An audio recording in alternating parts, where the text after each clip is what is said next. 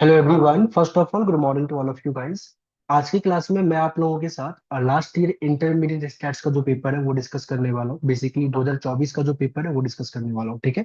So already मैंने paper के solutions कर रखे हैं सो डैट कि जो वीडियो की लेंथ वो बहुत बड़ी ना हो और कम से कम टाइम में आप सारे क्वेश्चंस को अच्छे तरीके से समझ लो, ठीक है। चलिए, क्योंकि एग्जाम के टाइम पे जो टाइम है आपको वो बहुत इंपॉर्टेंट है। जितने अच्छे तरीके से टाइम को चैनलाइज करोगे उतना अच्छे तरीके से आप प्रिपेयर कर पाओगे अपने आप एग्जाम के लिए। ओके, चलिए। सो ये जो 2024 का पेपर है, सिंस मैंने इसका सॉल्यूशंस कर रखा है तो मुझे पता है जो पेपर का लेवल है मेरे अकॉर्डिंग ये आई थिंक स्टैंडर्ड है। और कुछ क्वेश्चंस ऐसे हैं जो बहुत इजी है, कुछ क्वेश्चंस ऐसे हैं जो हाँ अच्छा है, बट हाँ, ऐसा नहीं है कि वो डुएबल नहीं है, डुएबल है। अगर आप क्वेश्चन को अच्छे तरीके से इंटरप्रेट कर लोगे, अच्छे तरीके से रीड कर लोगे, चीजों को समझ लोगे, क्वेश्चन में क्या इंफॉर्मेशन गिवन है और उससे हमें क्या निकालना है, क्या फाइंड आउट करना है, तो आराम से ये क्वेश्चन हो जाएगा। आपके सेमेस्टर 2 का जो पेपर होगा स्टैट्स का वो नॉर्मली अच्छा होता है, मतलब नॉर्मल, ऐसा नहीं है कि आप ऐसा क्वेश्चन आपको दिख जाएगा जो बने ही ना, बनेगा हर एक क्वेश्चन। बस आपको अच्छे तरीके से क्वेश्चन को इंटरप्रेट करना आना चाहिए। और जो आपने अपने सिलेबस में पढ़ा है, जो कंसेप्ट पढ़ा है, उसको आपको अच्छे से याद होनी चाहिए, वो रिकॉल आप अच्छे से करके जाओ। कि कब बेसिकली मेन बात यहाँ पे ये है कि चीजें जो आपका सिलेबस है वो बहुत लिमिटेड है, बट उसी में जो दिया गया छोटा छोटा चीजें कि कब हमें जेड डिस्ट्रीब्यूशन का यूज करना है, कब हमें टी डिस्ट्रीब्यूशन का यूज करना है, तो ये सब चीजें आपको अच्छे से आनी चाहिए। ओके, चलिए। तो आपका जो 2024 का पेपर था इसमें टोटल 12 क्वेश्चंस थे। और 12 क्वेश्चंस में हर एक पार्ट में दो सब पार्ट थे, हर एक क्वेश्चन के अंदर में दो सब पार्ट थे। तो देखा जाए तो आपके पास टोटल 24 क्वेश्चंस होते हैं, ठीक है। अब उस 12 क्वेश्चंस में आपको 9 क्वेश्चंस करने थे सो डेट कि आप 90 नंबर लेकर आ सको। हर एक क्वेश्चन का जो वेटेज था 10 मार्क्स था, बट जो हर एक क्वेश्चन का सब पार्ट का वेटेज था वो 5 मार्क्स था। कहने का मतलब ये है कि क्वेश्चन नंबर 1 में दो पार्ट है, एक ए पार्ट है और एक बी पार्ट है। तो ए पार्ट का वेटेज है 5 मार्क्स, बी पार्ट का वेटेज है 5 मार्क्स। तो क्वेश्चन नंबर 1 टोटल कितने मार्क्स का हो गया? 10 मार्क्स का हो गया। इसी तरीके से 12 क्वेश्चन है और 12 में से आपको 9 क्वेश्चन करने हैं सो डेट कि आप 90 मार्क्स का को अटेम्प्ट कर सको। सो वैसे आज की क्लास में तो हम लोग टोटल 12 के 12 क्वेश्चन को डिस्कस करेंगे। बट पेपर में आपको ये अच्छे तरीके से ध्यान रखना है कि आप कौन से 9 क्वेश्चंस को चूज कर रहे हो सो डेट कि आप अच्छा स्कोर कर सको। क्लियर है? चलो।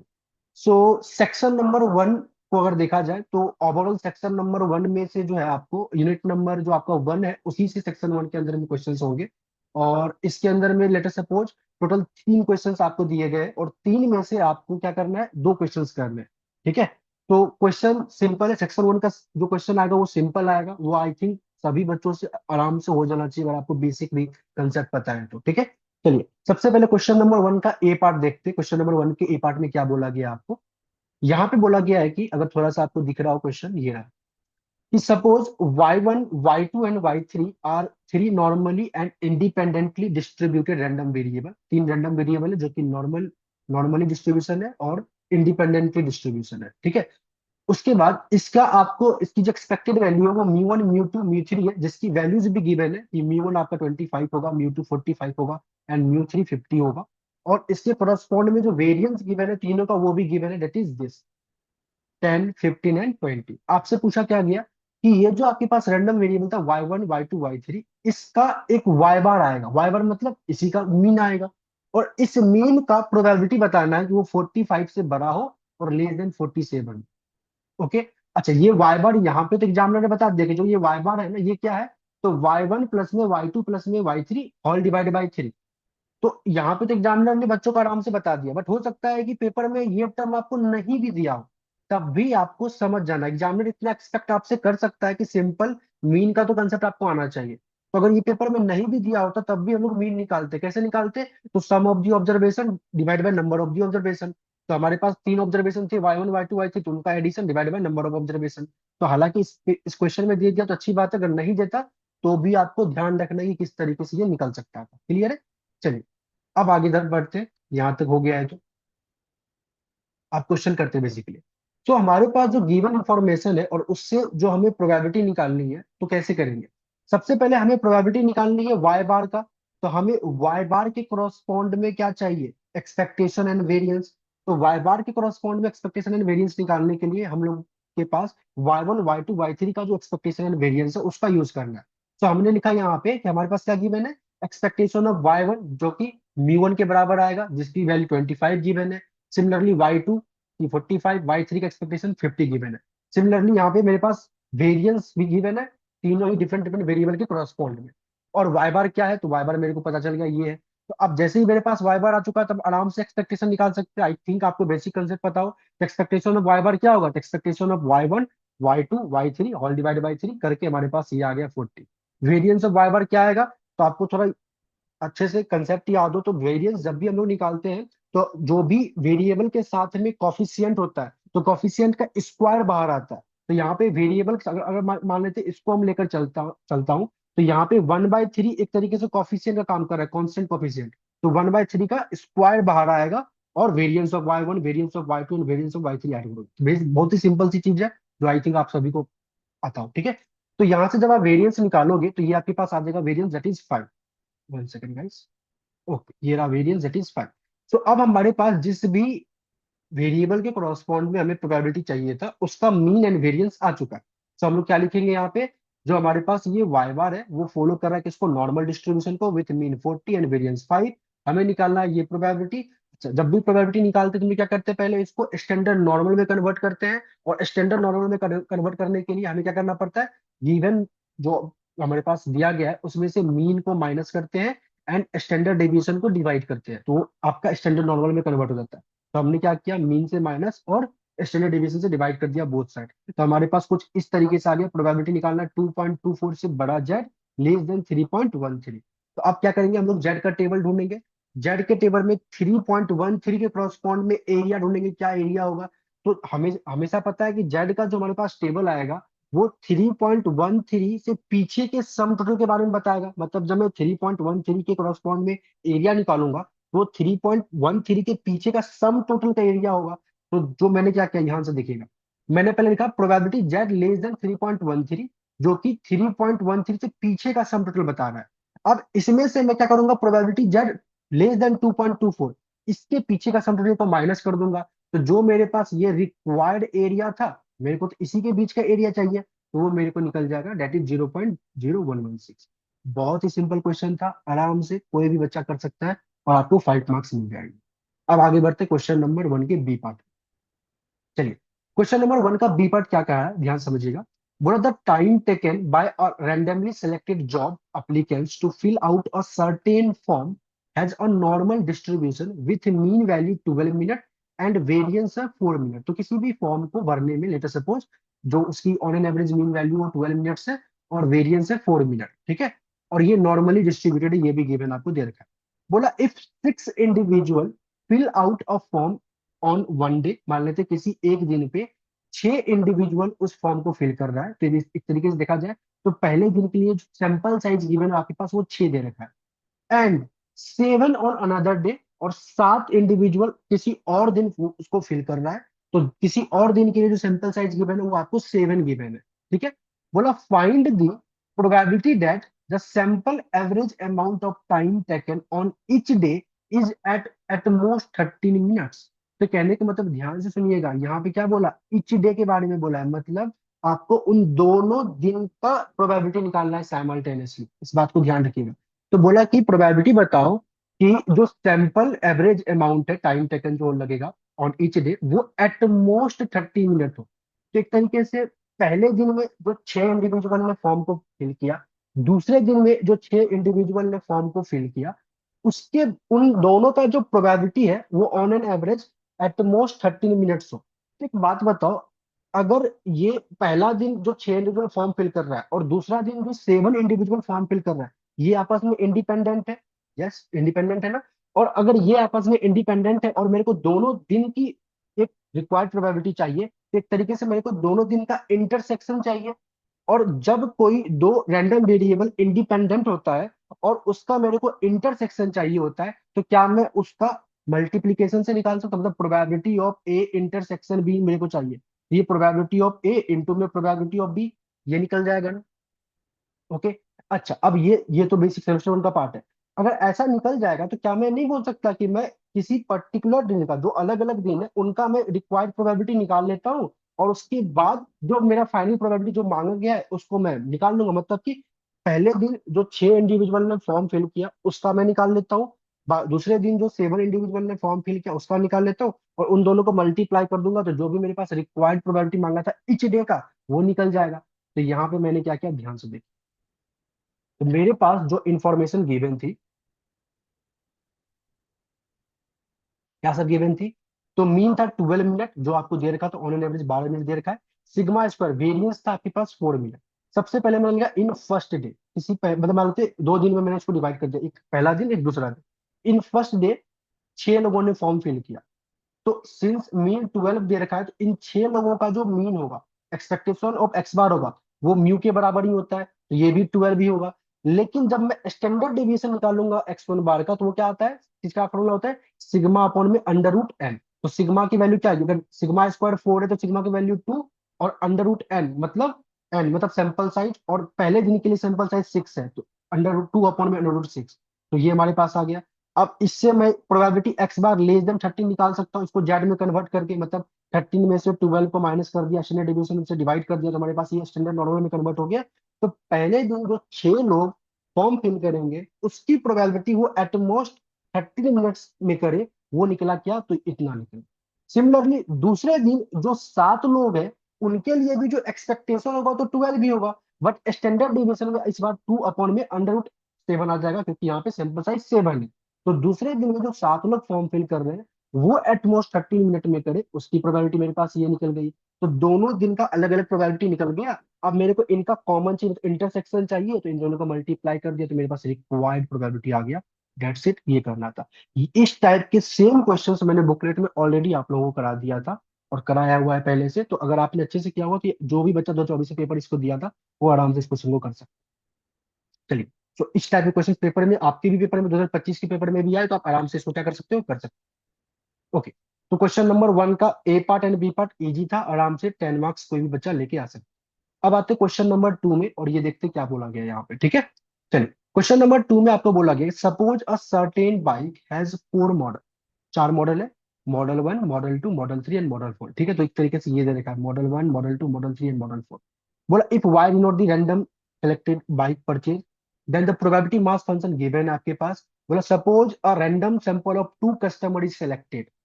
इस टाइप के क्वेश्चंस मैंने पहले क्लास में आप लोग कराए थे, और बताया वही था कि आपको सैंपल दे देगा, और मतलब एक पॉपुलेशन दे देगा, उससे बोलेगा आपको सैंपल को लिस्ट करो, उसका डिस्ट्रीब्यूशन निकालो, और 10 नंबर में पूछेगा। देखो सेम 10 नंबर में पूछा गया है। तो कहने का मतलब आपको क्या बोला, पहले तो ऑब्टेन करो sampling distribution of Y bar, और कितने सैंपल को सिलेक्ट कर रहे हैं, तो दो दो सैंपल को सिलेक्ट कर रहे हैं। तो suppose random sample of 2 customer is selected, ठीक है। तो obtain the sample distribution of Y bar, और उसके बाद जब आप ऑब्टेन कर लोगे, तो आपको कुछ प्रोबेबिलिटी निकालनी है, जैसे कि एक तो वाई बार लेस देन 1.5, और ये। तो सबसे पहले तो हमारे पास 1 2 3 4 है, तो इससे दो दो के सैंपल कैसे निकल सकते हैं, सैंपल को लिस्ट किया जाए तो 1 1 1 2 1 3 1 4, फिर 2 1 2 2 2 3 2 4, सिमिलरली 3 1 3 2 3 3 4 4, 4 1 4 2 4 3 4 4, कुछ इस तरीके से। चलिए, अब इसके बाद जो सैंपल आया है, इससे मीन निकालेंगे वाई बार। वाई बार कैसे निकालते हैं, जो गिवन सैंपल है उनका एडिशन, मतलब sum of the number of observation, sum of the observation divide by number of observation. तो पहले इसके क्या आएगा, 1 + 1 डिवाइड बाई 2, तो मेरे पास 1 आ जाएगा। इससे क्या आएगा, 2 + 1 डिवाइड बाई 2, तो ये बेसिकली 1.5 आ जाएगा। तो इस तरीके से सबका मैंने मीन निकाल लिया। अब मैंने ये चेक किया कि मेरे पास जो मीन आया है वो कौन कौन सा आया है। तो मैंने देखा, एक तो मेरे पास मीन 1 आया है, 1.5 आया है, 2 आया है, 2.5 आया है, और 3 आया है, और एक तो 3.5 आया है, एंड 4 आया है। मतलब कौन कौन से नंबर मीन में एग्जिस्ट कर रहे हैं, डिफरेंट डिफरेंट नंबर। तो उसको मैंने इस तरीके से लिख दिया कि वाई बार मेरा कुछ इस तरीके से 1, 1.5, 2, 2.5, 3 एंड 3.5 एंड 4 है।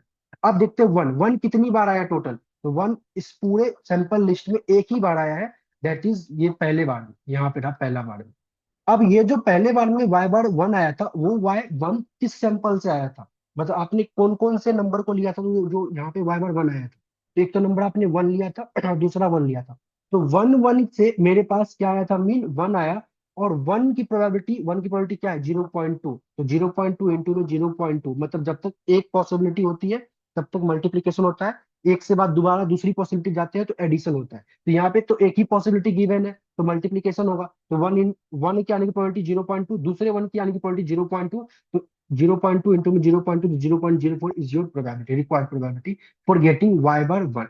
अब आते हैं वाई बार 1.5, तो वाई बार 1.5 दो जगह पे आया हुआ है, एक तो ये आया हुआ है और एक तो ये आया हुआ है, तो दो जगह पे मेरे पास वाई बार 1.5 आया। कहता है पहला 1.5 कैसे आया होगा। पहला 1.5 आया था 1,2 से, तो 1,2 से आया था, तो 1 आने की प्रोबेबिलिटी क्या थी, 0.2, और 2 आने की प्रोबेबिलिटी क्या थी, 0.4। तो इन दोनों को मल्टीप्लाई कर देंगे तो मेरे पास क्या आ जाएगा, 0.08। तो एक पॉसिबिलिटी खत्म हो गया, एक पॉसिबिलिटी जो 1.5 का आने का था वो हो चुका था, 0.2 इंटू में 0.4, तो 0.8 आया। क्या कोई और पॉसिबिलिटी है 1.5 आने का, तो यस मैंने देखा एक ये भी पॉसिबिलिटी है 1.5 आने का, जो क्या है 2,1। तो 2,1 से भी 1.5 आ सकता है, तो 2 आने का प्रोबेबिलिटी था 0.4, 1 का था 0.2, तो 0.4 इंटू में 0.2, तो 0.8, एक और पॉसिबिलिटी। तो जैसे एक पॉसिबिलिटी होता है, तब जब तक एक एक्सपेरिमेंट की जो पॉसिबिलिटी वो नहीं होती तब तक मल्टीप्लाई करते हैं, और जैसे दूसरी पॉसिबिलिटी को चेक करते हैं तो प्लस करके फिर दूसरी पॉसिबिलिटी को चेक कर रहे होते हैं। ये बेसिक प्रोबेबिलिटी का रूल है, आई थिंक आपने सेमेस्टर में अच्छे से पढ़ लिया होगा।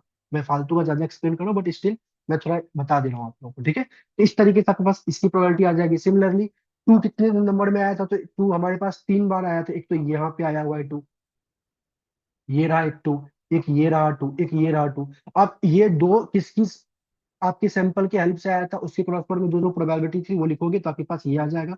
इसी तरीके से सभी सभी को करोगे तो आपके पास ये प्रोबेबिलिटी ऑफ वाई बार आ जाएगा। अब जो आपने प्रोबेबिलिटी ऑफ वाई बार निकाला है, ये सच में सही है या गलत है, ये कैसे चेक करेंगे, तो ये जो आपने 0.4, 0.16, 0.20, 0.2 ये जो आपने निकाला है, इन सब का सम टोटल 1 आना चाहिए। अगर इन सब का सम टोटल 1 आ रहा है तो इट मीन्स ये आपने जो किया वो सही है। तो ये जो आपके पास आया है, ये जो पूरा का पूरा टर्म है, दिस इज योर व्हाट, बोलो, सैंपल डिस्ट्रीब्यूशन, जो वाई बार का डिस्ट्रीब्यूशन पूछा गया था वो। अब आते हैं दूसरे पार्ट में। दूसरे पार्ट में पहले पूछा कि प्रोबेबिलिटी बताओ वाई बार लेस देन 1.5 क्या होगा, मतलब 1.5 और 1.5 से पीछे का सम टोटल, ठीक है, लेस देन और इक्वल टू लिखा हुआ है। तो वाई बार लेस देन 1.5 क्या होगा, तो ध्यान से देख लेते हैं। ये रहा 1.5, तो 1.5 से पीछे का सम टोटल क्या होगा, तो 1.5 0.16, और इससे पीछे एक 1 है 0.04, तो 0.16 एंड 0.04, 0.04, 0.16 ऐड करेंगे तो 0.20 आ जाएगा। क्लियर है। अब आते हैं दोबारा, कहता है कि प्रोबेबिलिटी बताओ वाई बार 2 से बड़ा हो बट लेस देन 3.5 हो। तो याद करो, अच्छी बात बताइए, क्या ये डिस्क्रीट की तरह दिख रहा है ना, तो डिस्क्रीट में सेमेस्टर 1 याद करो, सेमेस्टर 1 इज वेरी इंपॉर्टेंट। तो ध्यान से देखिएगा कैसे निकाला मैंने। मैंने बोला कि 3.5 से पीछे होना चाहिए, 2 से आगे होना चाहिए। तो मेरे पास जो भी नंबर थे वाई बार की, जो भी वैल्यूज थी वो मैंने लिख लिया। कैसा वैल्यूज थी, तो एक तो था 1, दूसरा 1.5, 2, 2.5, 3, 3.5, 4। मेरे को क्या 3.5 कंसीडर करना था, नहीं करना था, 3.5 से पीछे लेना था। तो 3.5 से पीछे क्या होगा, 3 होगा, तो ये रहा 3। क्लियर है। अब आगे मेरे को क्या 2 कंसिडर करना था, यस करना था, तो 2 और 2 से आगे लेना था, तो 2 और 2 से आगे, तो इस 2 को मेरे को कंसिडर करना है, तो 2 और 2 से आगे। तो एक तरीके से देखा जाए तो मैं क्या करूंगा, इस 2 को कंसिडर अगर करना है तो मैं क्या कर रहा हूँ, ध्यान सुनिएगा। मैंने अगर probability Y bar less then 3 निकाला है, इसको मैं दो तरीके से कर रहा हूँ। पहला तरीका जो बता रहा हूँ, मैं probability Y bar less than equal to 3 में जब लिख रहा हूँ, इसका मतलब क्या है कि मैं 3 और 3 से, अच्छा यहाँ पे ना इक्वालिटी मत लगाना, इसको बस ऐसे रखें। यहाँ पे गलती से इक्वालिटी, यहाँ पे only strictly inequality less than 3 लगेगा। तो मैंने जो probability Y bar less then 3 लिखा है, 3 पॉइंट, अच्छा सॉरी 3 पॉइंट, सॉरी, यहाँ पे ना 3 पॉइंट आप ऐसा लिख सकते हैं, क्योंकि यहाँ पे 3.5 से पीछे बोला गया, तो 3.5 से पीछे तो 3 आएगा ना। तो 3 और 3 से पीछे, तो 3 और 3 से पीछे तो ये सब आ गया। तो 3 और 3 से पीछे का सम टोटल 0.85 आया है। कैसे 0.85 आया है, तो 3 और 3 से पीछे 3 को कंसीडर करेंगे, ये रहा 3, और इससे पीछे तो 0.25, 0.20, 0.20, 0.16, 0.04, सबको जब ऐड करोगे तो आपके पास 0.85 आएगा। तो 3 और 3 से पीछे के लिए तो आपने ये पूरा का पूरा यहाँ से लेके यहाँ तक ले लिया। अब इसमें आपको क्या करना पड़ेगा, 2 से पीछे को माइनस करना पड़ेगा, बट 2 इंक्लूड होना चाहिए। तो अगर 2 इंक्लूड कर रहे हो, 2 से पीछे को माइनस कर रहे हो, तो 2 से पीछे क्या है 1.5, तो 1.5 से पीछे को माइनस कर दे रहे हो। तो वाई बार से लेस देन 2 का मतलब क्या है, 1.5 से पीछे का सम टोटल, और 1.5 से पीछे का सम टोटल कितना आएगा, 0.20 ना, 0.16 और 0.04। ये आपके पास क्या आ गया 0.20, तो आपके पास फाइनल आंसर 0.65 आया। अच्छा, आप इसी चीज को डायरेक्टली भी कर सकते थे, और करके ऑप्शन मैंने दिया है। आपको क्या चाहिए, दो इंक्लूड करना है, दो से आगे और 3.5 से पीछे। चलिए, तो टू को इंक्लूड करना है। ये रहा टू, दिख रहा होगा वो, मैं थोड़ा सा इसको बड़ा कर लेता हूँ, ठीक है। ये रहा टू, तो टू को इंक्लूड करना है, तो टू का जो प्रोबेबिलिटी वो लेंगे 0.20 लेंगे। 2.5 इसको भी लेंगे, 0.20 लेंगे। थ्री इसको इंक्लूड करना है, यस करना है, इसको भी लेंगे। क्या 3.5 को करना है? नहीं, इससे पीछे तक रहना है, तो थ्री तक ही रहेंगे, इसको लेंगे। तो 0.20, 0.20 एंड 0.25, तो इसको भी ऐड करोगे तो आपके पास 0. क्या आ जाएगा? 65 आ जाएगा। तो दोनों में से जो तरीका आपको आसान लगे वो कर सकते हो, डिपेंड करता है कि आप कौन से मेथड से आप सेमेस्टर वन में सीखा है आपने, ठीक है। चलिए, तो इस तरीके से question number two easily way में हो गया। तो आपका आई थिंक अगर आपने question one and question number two आप कर देते हो तो क्वेश्चन नंबर थ्री करने की जरूरत नहीं है पेपर में। बट यहाँ तो हम लोग सीख रहे हैं तो यहाँ तो करेंगे। ओके, चलिए देखते क्वेश्चन नंबर थ्री क्या पूछा गया। बोला है कि लेट y1 y2 से लेकर y35 total n is equal to 35 है, 35 ऑब्जर्वेशन है, ठीक है। और you can say 35 random sample है। तो y1 से लेके y35 be a random sample from a distribution with mean दे रखा है आपको 7.9 और वेरियंस दे रखा है 4.2।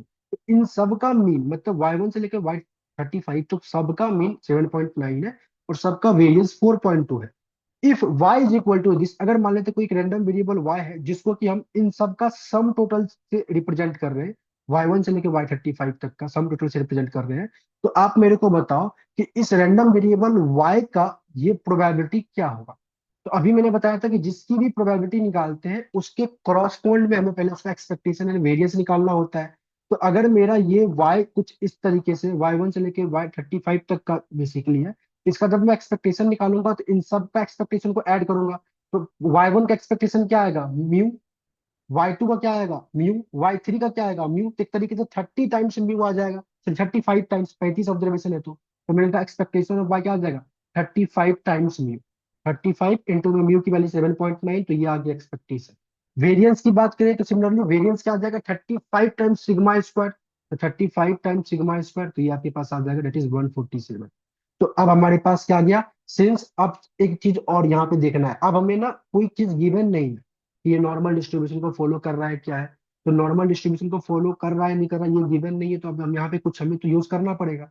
तो साफ साफ दिख रहा है कि सिंस एन मेरा बड़ा है, ग्रेटर देन 35 है, तो हम लोग क्या कर सकते हैं? CLT central limit theorem use कर सकते हैं। तो लिखा मैंने बाय यूजिंग CLT, ये जो y होगा ये नॉर्मल को फॉलो करेगा, जिसकी मीन ये है, वेरिएंस ये है। अब आराम से आप क्या करोगे? इसको स्टैंडर्ड नॉर्मल में कन्वर्ट कर लोगे। आई होप सबको आता होगा। कन्वर्ट करने के बाद टेबल चेक करोगे, टेबल आपके क्वेश्चंस में गिवन होंगे और ये आपका फाइनल आंसर होगा। दैट्स क्लियर है। अब आगे ध्यान से देखिए, इसके आगे के पार्ट में बोला क्या। बोला if sample size changes to 32, अगर मान लेते हैं सैंपल साइज 35 से 32 हो जाए, तो could the probability of part A be calculated from the given information. क्या पार्ट ए का प्रोबेबिलिटी कैलकुलेट हम लोग कर सकते हैं? यस कर सकते हैं।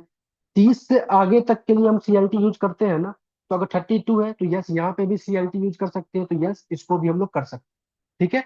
आगे बोला इफ यस तो फाइंड द प्रोबेबिलिटी, तो मतलब इस तरीके से प्रोबेबिलिटी हम लोग निकालेंगे, इफ नॉट तो क्यों नहीं। फिर आगे बोला कि will your answer change if sample size is 25 instead of 32। Yes, अगर सैंपल साइज 25 हो जाएगा तो हम लोग CLT यूज नहीं कर सकते। और ऑन टाइम, और उस टाइम पे हमें ये नहीं पता कि कौन सा डिस्ट्रीब्यूशन यूज करना है, और डिस्ट्रीब्यूशन ही पता नहीं तो हम लोग प्रोबेबिलिटी कैसे निकालेंगे। तो बी पार्ट का आंसर मैंने क्या लिखा है? पहले तो yes, if sample size is changes to 32, तो हम लोग इसको कर सकते हैं कैलकुलेट। कौन से मतलब सेम मैनर में आप कैलकुलेट करोगे जैसे 35 का किया था, तो जहां जहां 35 था वहां 32 लगा दोगे एंड दोबारा सेम प्रोसेस से सॉल्व करोगे। तो आई थिंक ये आप कर लेना। और आगे वो 25 के लिए मैंने क्या लिखा? No, if sample size is 25, इस टाइम पे हम लोग CLT को यूज नहीं कर सकते। और अगर CLT की यूज नहीं कर सकते तो हमें ये नहीं पता कि वाई कौन से डिस्ट्रीब्यूशन को फॉलो कर। क्लियर है। तो सेक्शन वन, जैसा आप लोगों को अभी रीड करते हुए समझ में आ रहा होगा, तीनों के तीनों क्वेश्चंस आपके चैप्टर 5 के सेक्शन से गिवन है, मतलब यूनिट नंबर 1 से गिवन है। टोटल 30 नंबर के क्वेश्चन थे, जिसमें कि आपको 20 नंबर लेकर आना है, मतलब तीन में से कोई दो क्वेश्चन करना है, और वो इजिली डुएबल है। क्लियर। चलिए, अब आते हैं सेक्शन नंबर 2 पे।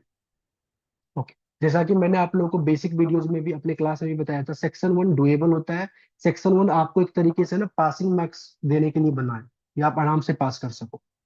अब आते हैं सेक्शन टू के क्वेश्चन नंबर 4, मतलब पहला क्वेश्चन एंड अपने क्वेश्चन बुकलेट का क्वेश्चन नंबर 4, ठीक है। चलिए, क्या बोला गया ध्यान सुनिएगा। बोला कि let the fracture strength of a basically ceramic bars be normally distributed with average fracture strength mu, ठीक है, नॉर्मल डिस्ट्रीब्यूशन है जिसका कि एवरेज दे रखा है म्यू, मतलब मीन दे रखा है म्यू, स्टैंडर्ड डेविएशन दे रखा है सिग्मा। बोला a sample of 10 ceramic bar is found to have an average strength of 17। एक तरीके से सैंपल साइज जो है n इक्वल टू 10 दे रखा है, ये रहा, और उसका एक्स बार देख रहा है, मीन दे रखा है ये, और सैंपल का स्टैंडर्ड डेविएशन दे रखा है आपको क्या, तो 2.3। पहले पार्ट में क्या बोला गया है, obtain a two side confidence interval for true average fraction strength when the level of significance is 1%। तो आपको कॉन्फिडेंस इंटरवल निकालना है। बोला which distribution would you use to obtain the critical value for the confidence interval and why. तो यहाँ तो पूछ लिया है, अगर मान लीजिए क्वेश्चन में ये लाइन नहीं भी पूछता तब भी हम लोग क्या करते, इस बात को सोचते कि यहाँ पे हम लोग कौन सा डिस्ट्रीब्यूशन को यूज करेंगे। तो सिंस हम सभी साफ साफ दिख रहा है कि जो हमारा एन है, ध्यान से देखो, एन हमारा लेस देन 30 है, सिग्मा जो है वो अननाउन है क्योंकि सैंपल दे रखा है, सैंपल का बेसिकली स्टैंडर्ड डेविएशन दे रखा है, तो हम लोग कौन सा यूज करते हैं, टी डिस्ट्रीब्यूशन यूज करते हैं। तो we will use T distribution, ठीक है। अब ध्यान से देखो, इन्फॉर्मेशन जो गिवन था वो मैंने लिख दिया, एक्स बार एन एस, अल्फा दे रखा था ये, तो अल्फा बाय 2 हम लोग निकाल देंगे। और कॉन्फिडेंस इंटरवल का फॉर्मूला आप सभी को पता है, टेबल आपको देखना आता है, टेबल चेक करोगे you will get your answer. अच्छा, मैं जो ये आंसर में जो मैंने लिखा है, ये इसकी जो बेसिकली क्या कहते हैं पीडीएफ है, वो मैं वीडियो के साथ डिस्क्रिप्शन में ऐड कर दूंगा, या फिर पर्सनली आप लोगों के साथ शेयर भी कर दूंगा, तो वहां से भी आप लोग अगर, या तो आप लोग नोट कर लो, अच्छी बात है, समझ के खुद से सॉल्व करो तो बहुत बढ़िया है। नहीं कोई बच्चा को कहता चाहिए कि नहीं सर पीडीएफ दे दो, मैं तो ऊपर से देखूंगा, तो पीडीएफ मांग सकते हो, मैं दे दूंगा, ठीक है। बाकी मैं बेसिकली अगर मैं इस वीडियो को यूट्यूब पे अपलोड करता हूँ तो डिस्क्रिप्शन में ऐड कर दूंगा उस पीडीएफ। चलिए, अब आगे देखते हैं बी पार्ट में। पहला पार्ट बहुत इजी था, आराम से हो गया।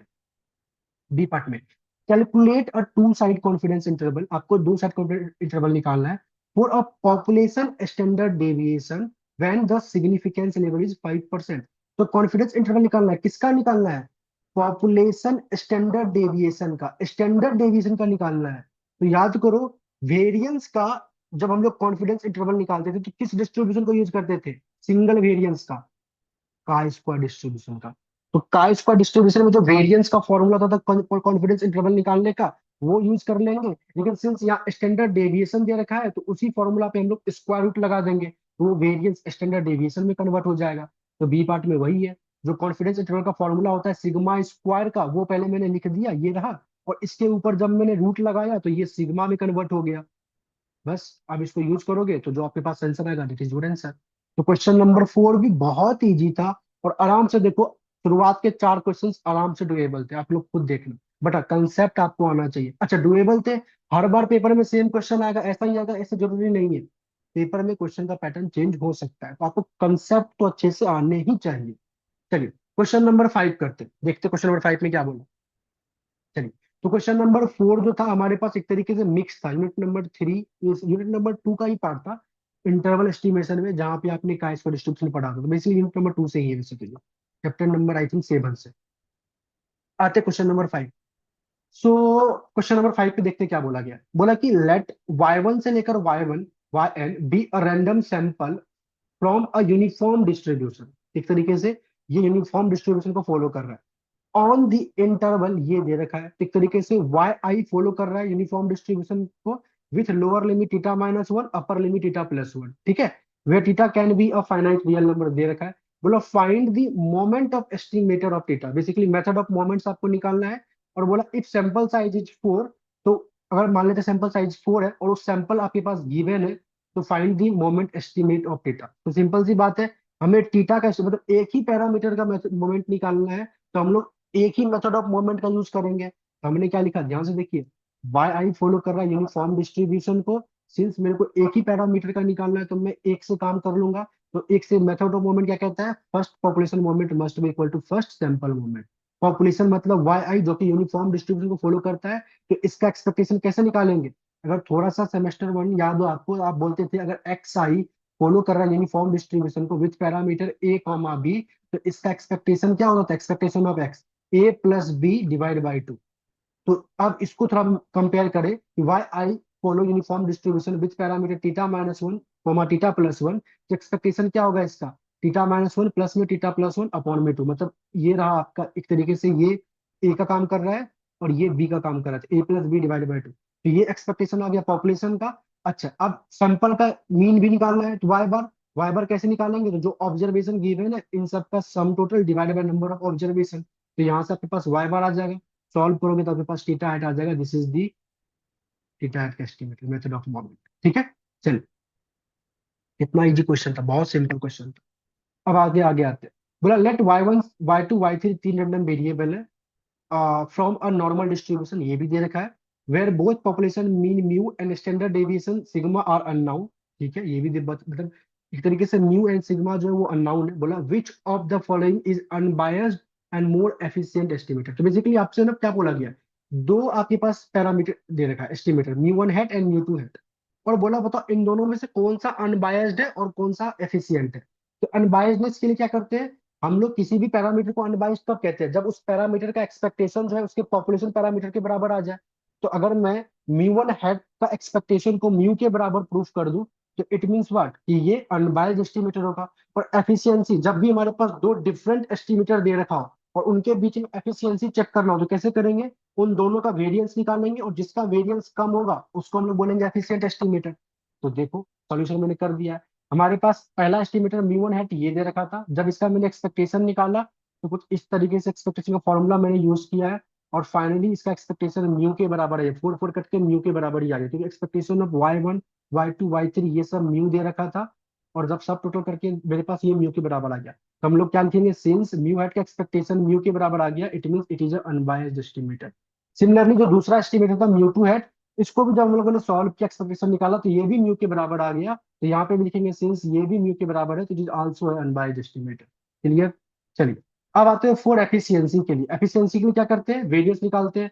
तो पहले म्यू वन हैट का मैंने वेरिएंस निकाला। अच्छा, क्वेश्चन में कुछ गिवन नहीं था, y1 y2 3, y1 y2 y3 independent है या डिपेंडेंट है, तो जब भी गिवन ना हो तो क्या अज्यूम करना है हमें, इंडिपेंडेंट है। और इंडिपेंडेंट है तो इसका मतलब variance of A plus B क्या होगा, वेरिएंस ऑफ ए प्लस में वेरिएंस ऑफ बी, मतलब को वेरिएंस वाला टर्म नहीं आएगा, वो वेरिएंस जीरो हो जाती है उस टाइम पे। तो इसलिए यहाँ पे variance of mu one hat कैसे निकला, तो आप सभी को पता है, ये अगर मेरे पास म्यू हैट है तो इसमें जब वेरिएंस लगाएंगे तो y1 के साथ जो 1/4 है इसका स्क्वायर बाहर आएगा, 1/2 का यहाँ स्क्वायर बाहर आएगा, 1/4 का स्क्वायर बाहर आएगा, और वेरिएंस वेरिएबल के साथ लग जाएगा। तो सेम वही चीज हुआ है, स्क्वायर सबका बाहर आ गया, वेरिएंस वेरिएबल के साथ लग गया। इसको जब मैंने सॉल्व किया तो मेरे पास variance of mu one hat ये आया। सिमिलरली जब वेरिएंस ऑफ म्यू टू मैंने सॉल्व किया तो वो ये आया, और साफ साफ मेरे को दिख रहा है कि म्यू टू हैट का जो वेरिएंस है वो म्यू वन हैट के वेरिएंस से छोटा है, तो it means mu two hat is a more efficient estimator. Very simple question. तो क्वेश्चन नंबर 5 तक इजी था, आराम से 50 मार्क्स आपके आ सकते। क्लियर है, चलो। अब आते हैं क्वेश्चन नंबर 6 के ऊपर। क्वेश्चन नंबर 6 किस पे, क्वेश्चन को देखने के साथ साथ लिखा है ये मैक्सिमम लाइकली रेशियो, तो एमएलई से आपसे पूछा गया क्वेश्चन है। क्या बोला गया, x1 से लेकर xn एक रैंडम सैंपल है जिसका कि आपको पीडीएफ फंक्शन गिवन है। कई बार आपके पास क्या होगा, ऐसे पीडीएफ फंक्शन गिवन नहीं होगा, बोल देगा x1 से लेकर xn जो है नॉर्मल डिस्ट्रीब्यूशन को फॉलो कर रहा है या एक्सपोनेंशियल डिस्ट्रीब्यूशन को फॉलो कर रहा है, तो उन सबका पीडीएफ आपको याद होना चाहिए, तब आप पीडीएफ लिखोगे तब एमएलई निकालोगे। ठीक है, तो बोला find out the MLE for beta, तो इसमें जो बीटा पैरामीटर है, बीटा के लिए एमएलई बोला गया तो मतलब बीटा पैरामीटर है, उसका आप एमएलई निकालो। If random sample of size 3, अगर मान लेते रैंडम सैंपल लिया जाए जो 3 साइज का, तो वो ये है 2.3 1.9 4.6 इस तरीके से। तो थोड़ा सा याद हो, अगर आपने एमएलई का मेरा वीडियो देखा है या फिर आपको कंसेप्ट पता हो, तो हम लोग क्या करते हैं, जो भी पीडीएफ फंक्शन गिवन होता है पहले उसको लिखते हैं, फिर लाइकलीहुड फंक्शन लिखते हैं। लाइकलीहुड फंक्शन में फिर हम लोग क्या करते हैं, लॉग लगा देते हैं सो दैट कि ये इजी वे में सॉल्व हो सके। लॉग लगाने के बाद हम लोगों ने क्या किया, ध्यान से देखिएगा। सबसे पहले तो लाइक्लीहुड फंक्शन लिखा, आई इक्वल टू 1 से लिखा, मतलब इन सब का मल्टीप्लीकेशन एक तरीके से देखा जाए तो। फिर जब मैंने लॉग लगाया तो ये समेशन में कन्वर्ट हो गया। आप ध्यान से देखिएगा, लॉग का जो प्रॉपर्टी होता है उसमें ब्रेक मैंने कर दिया, मतलब L N A by B पहले ब्रेक किया, तो एल एन ए माइनस में ये रहा एल एन ए, माइनस में एल एन बी ये आ गया। अब L N A into B में ब्रेक किया, ए इंटू बी मतलब यहाँ पे ये फॉर्मूला लगा, एक तो मेरे पास, मैं थोड़ा लिख देता हूँ आपको, एक तो मैंने ये फॉर्मूला को यूज किया, log A into B, that is L N A plus में एल एन बी होता है। एक मैंने यहाँ पे यूज किया L N A by B, वो क्या होता है एल एन ए माइनस में एल एन बी। और एक मैंने यूज किया है एल एन ए पे पावर बी, जो कि क्या होता है B times L N A. तो इन तीनों लॉगरिथम के फॉर्मूला को जो सेमेस्टर वन में आपने पढ़ा था, उसको यूज करके मैंने इसको ब्रेक किया। क्लियर है? चलिए, मतलब सबसे पहले तो मैंने ऊपर, अच्छा ऊपर में भी ये ए डॉट बी का काम कर रहा है, तो देखो ये ऊपर से एक्स पे पावर थ्री है तो थ्री नीचे आ जाएगा, तो ये वाला यूज किया। तो इन सबको मैंने लॉग के फॉर्मूला से पहले ब्रेक किया, किसी को डाउट हो तो मेरे से पूछ लें। इसके बाद ब्रेक होने के बाद हमारे पास ये आ जाएगा। अगर थोड़ा आप चाहो तो मैं एक्सप्लेन कर सकता हूँ। चलो मैं इस टर्म को एक्सप्लेन कर देता हूँ, सो डेट कि आपको डाउट क्रिएट ना हो। तो मैं कहाँ पे करूँ एक्सप्लेन, तो यहीं पे करते हैं चलो। या इस तरीके से करें, चलो यहाँ पे से करते हैं। तो मेरे पास ये था, तो मैंने लिखा एल एन। अगर इसको अगर मैं ऊपर वाले को ए मानूं और नीचे वाले को बी मानूं, तो मैं क्या लिखूंगा, ऊपर वाले को एल एन ए की तरह, दैट इज यहाँ आ जाएगा एक्स क्यूब ई पे power minus x beta, minus नीचा वाला जो आएगा वो इस तरीके से बी, सिक्स बीटा पे पावर फोर। अब जो मेरे पास ये आया एक्स क्यूब ई पे पावर एक्स बीटा, तो इसको मैं ए इंटू बी मानता हूँ। मतलब अब मैंने इसको ए माना, इसको बी माना, तो ए इंटू बी कैसे ब्रेक होगा, L N X cube plus में एल एन ई पे पावर माइनस एक्स पे पावर बीटा, फिर माइनस यहाँ पे भी एल एन सिक्स बीटा को भी मैंने सिक्स को ए और बीटा पे पावर फोर को बी माना, तो यहाँ पे लिखा मैंने एल एन सिक्स माइनस में एल एन बीटा पे पावर फोर। क्लियर हो गया? अब ध्यान देखिए, एल एन एक्स पे पावर थीटा, आप ए पे पावर बी का काम कर दिए, थ्री एल एन एक्स हो गया। फिर यहाँ से ई पे पावर माइनस एक्स बीटा, तो ये नीचे आएगा तो प्लस है तो माइनस एक्स बीटा आ जाएगा, और लॉग ई की वैल्यू वन होती है, तो ओनली एक्स बीटा बचेगा। तो इसको सॉल्व करोगे तो जैसे कैसे, मतलब यही चीज आपको जब करोगे तो आपके पास यही आ जाएगा, देख लीजिए। ठीक है, अब मैंने समेशन लगाया, समेशन जब लगाएंगे तो कांस्टेंट टर्म बाहर आ जाएगा, समेशन वेरिएबल के साथ लगेगा। यहाँ से वन बाय बीटा पैरामीटर का कांस्टेंट बाहर आ गया, समेशन वेरिएबल के साथ लगा। यहाँ से एल एन सिक्स पूरा का पूरा कांस्टेंट है, लॉग सिक्स पूरा का पूरा कांस्टेंट होगा, तो उसका समेशन एन टाइम्स कांस्टेंट होगा। और बीटा पे पावर फोर भी पूरा का पूरा कांस्टेंट होगा, तो उसका समेशन क्या होगा, एन टाइम्स जो होगा। ठीक है, चल। तो इतना करने के बाद एल एन बीटा, ठीक है, इतना करने के बाद आप जब जैसे ही आप ब्रेक कर लेते हो अपने फंक्शन को, तो आप इसको क्या करेंगे, जिस भी पैरामीटर के लिए आप एमएलई निकाल रहे उसको उसके रिस्पेक्ट में डिफरेंशिएट करोगे। तो आपने जब डिफरेंशिएट किया तो आपके पास ये टर्म आया, और मैक्सिमा के लिए आप इक्वल टू जीरो रखते हो। सॉल्व करके जब आप इसको ब्रेक करते हो तो आपके पास ये आ गया एक्स बार अपॉन में फोर। तो दिस इज दी एमएलई, मतलब बेटा का जो एस्टिमेटर है वो निकला।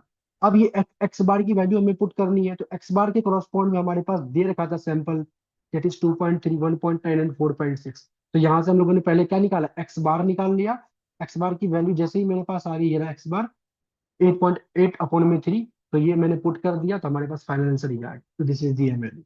तो अगर आपको एमएलई का कंसेप्ट आता है तो नॉर्मली आपने मैथ्स का यूज करके इसको सॉल्व किया, that's it। अब आते हैं इसके बी पार्ट में, question number I think six है, नहीं है?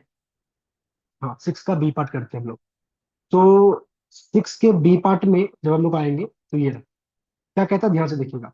बोला कि the mean of a random sample of 64 observation, ठीक है, एक तरीके से सैंपल है n इक्वल टू 64 इज 160, उसका मीन है 160। बोला assuming a population standard deviation of 10, population का स्टैंडर्ड डेविएशन 10 है, तो how many additional observation are required, कितना एडिशनल ऑब्जर्वेशन हमें रिक्वायर्ड है, so that half width of the confidence interval for a true population mean mu is 1.4, assuming confidence level क्या है, 95%। ध्यान से सुनिएगा इस चीज को। पहले तो पता है कुछ बच्चा इस n इक्वल टू 64 से ना इस क्वेश्चन में धोखा खा जाता है, मतलब कहता है कि सर इस n इक्वल टू 64 जब दे रखा है तो कौन सा ये सैंपल साइज मांग रहा है। तो पेपर में ये n इक्वल टू 64 इसमें इसलिए दे रखा है क्योंकि आपसे इन्होंने एडिशनल ऑब्जर्वेशन मांगा। तो नॉर्मली देखा जाए तो यहाँ पे आपको टोटल सैंपल साइज ही निकालना है जो इसको होल्ड करे, इस क्वेश्चन को होल्ड करे। और इस क्वेश्चन में क्या सब गिवन है, तो बोला कि हाफ विद, जो आप विद का फॉर्मूला यूज करते हो तो उसका हाफ जो हो, उससे जो कॉन्फिडेंस इंटरवल आपका निकलता है उसकी जो वैल्यू है वो 1.4 है। तो ध्यान से सुनिए, पहले मैं इन्फॉर्मेशन लिख रहा हूँ। मैंने लिखा कि नॉर्मल आपके पास जो अभी रैंडम सैंपल दे रखा है वो 64 दे रखा है, एक्स बार 160 दे रखा है, सिग्मा ये दे रखा है, अल्फा ये दे रखा है, और हाफ विथ मतलब W/2 ये दे रखा है। आप सभी को पता है विद का फॉर्मूला क्या होता है, ये मैंने ऑलरेडी आप लोगों को क्लास में करा दिया है, दिस इज द फॉर्मूला।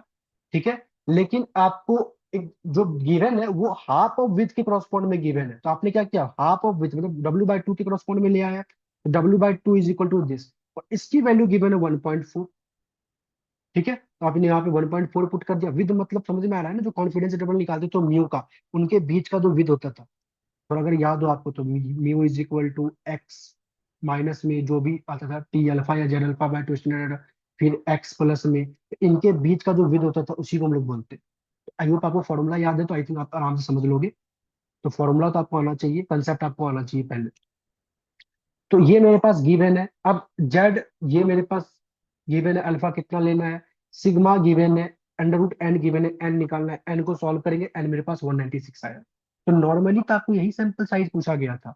अब बोला था एडिशनल ऑब्जर्वेशन कितना रिक्वायर्ड चाहिए, तो नॉर्मल 64 था, चाहिए 196 ऐसे इंफॉर्मेशन के लिए, तो 196 माइनस 64, तो एडिशनल चाहिए 132।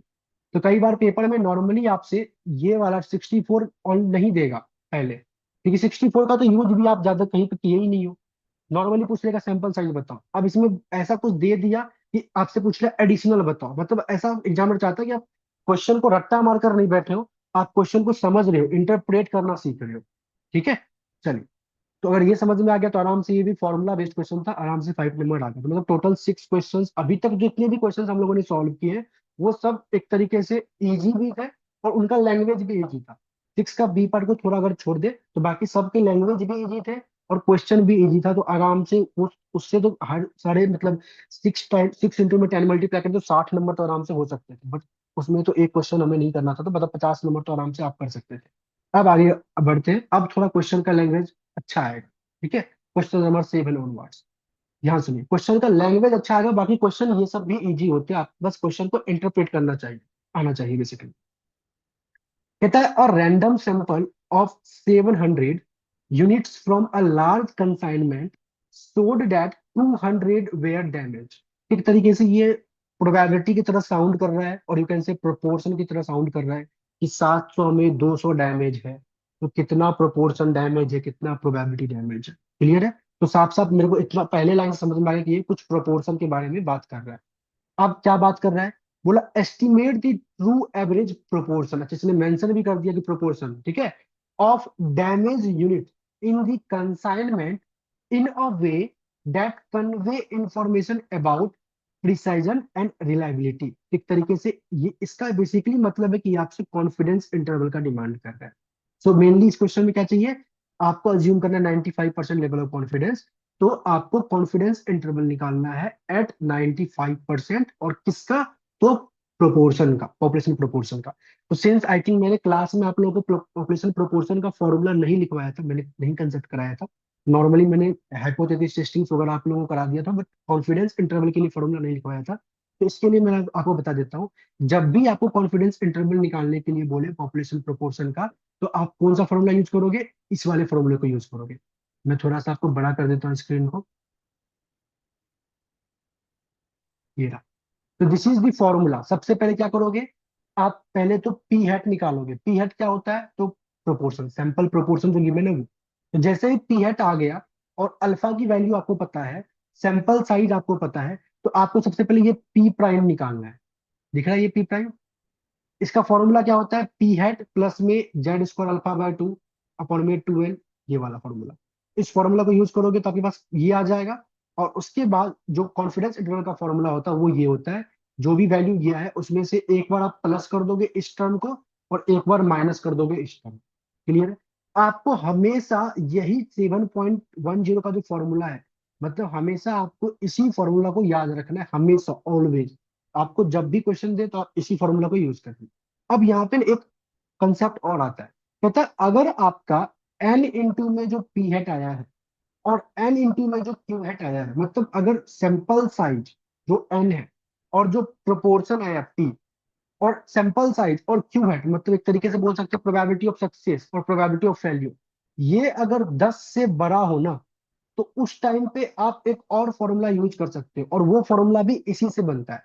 कहता है अगर सैंपल साइज आपका बहुत बड़ा होता है, बहुत बड़ा मतलब कितना, मान लेते हैं 100 200 300, जिससे कि एन इंटू में पी और एन इंटू क्यू 10 से बड़ा आ जाए, 10 से बड़ा में मान लेते हैं 20 50 100 ऐसा आ जाए, तो उस टाइम पे एक बात बताओ, अगर एन आपका बहुत बड़ा आएगा, ये जो आपके पास वैल्यू दिख रही है, अगर समथिंग अपॉन में एन, एन बहुत बड़ा है, ये ओवरऑल टर्म क्या जीरो को अप्रोच नहीं कर जाएगा, क्योंकि जो एरिया आएगा जेड इसकी वैल्यू मतलब Z square alpha by to, ये जो वैल्यू ये भी 0 पॉइंट समथिंग ही रहेगा।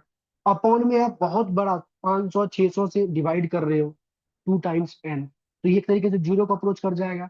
सिमिलरली इसके नीचे वाला पार्ट भी क्या हो जाएगा, जीरो को अप्रोच कर जाएगा।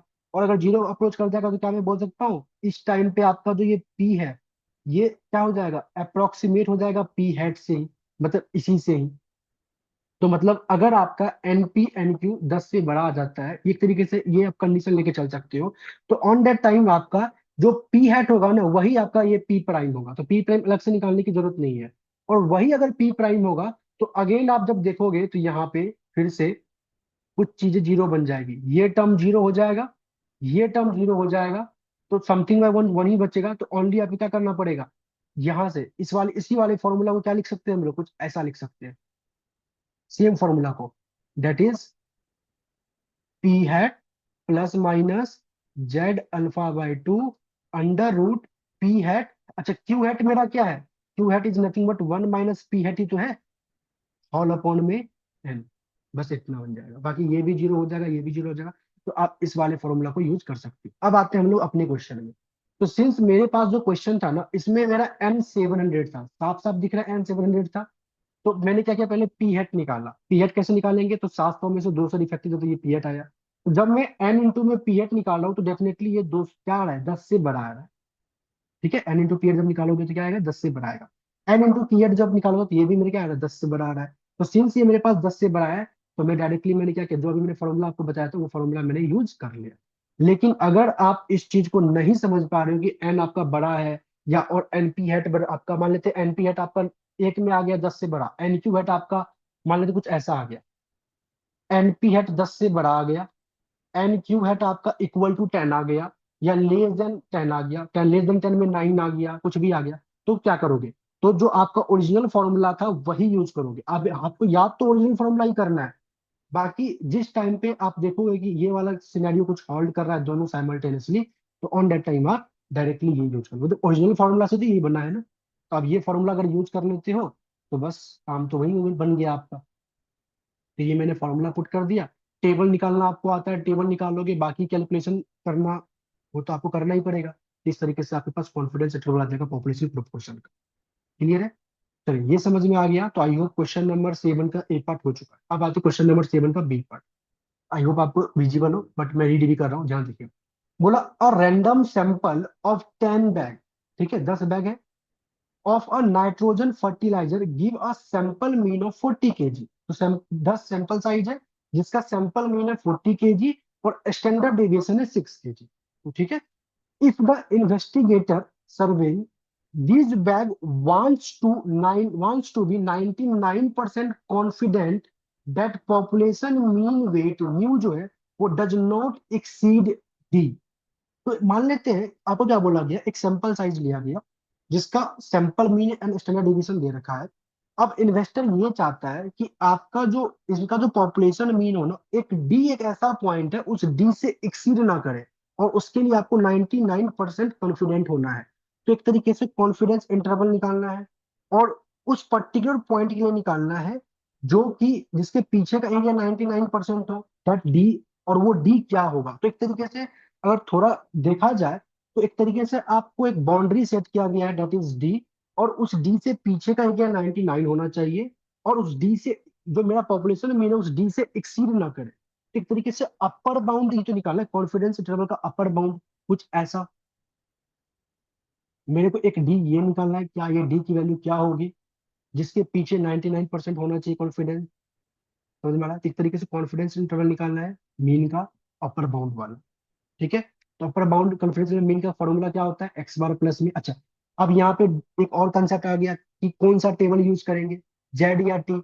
उसके लिए क्या करेंगे, सैंपल साइज आपका 30 से छोटा है, और जो सिग्मा है वो अननाउन है, पॉपुलेशन जो स्टैंडर्ड डिवीजन है, पॉपुलेशन वेरिएंस अननाउन है, सैंपल गिवन है। तो इसका मतलब क्या है, आप टी डिस्ट्रीब्यूशन यूज करोगे। यहाँ से आपने टी वाला यूज किया, और नॉर्मली सॉल्व करोगे तो आपके पास आ जाएगा।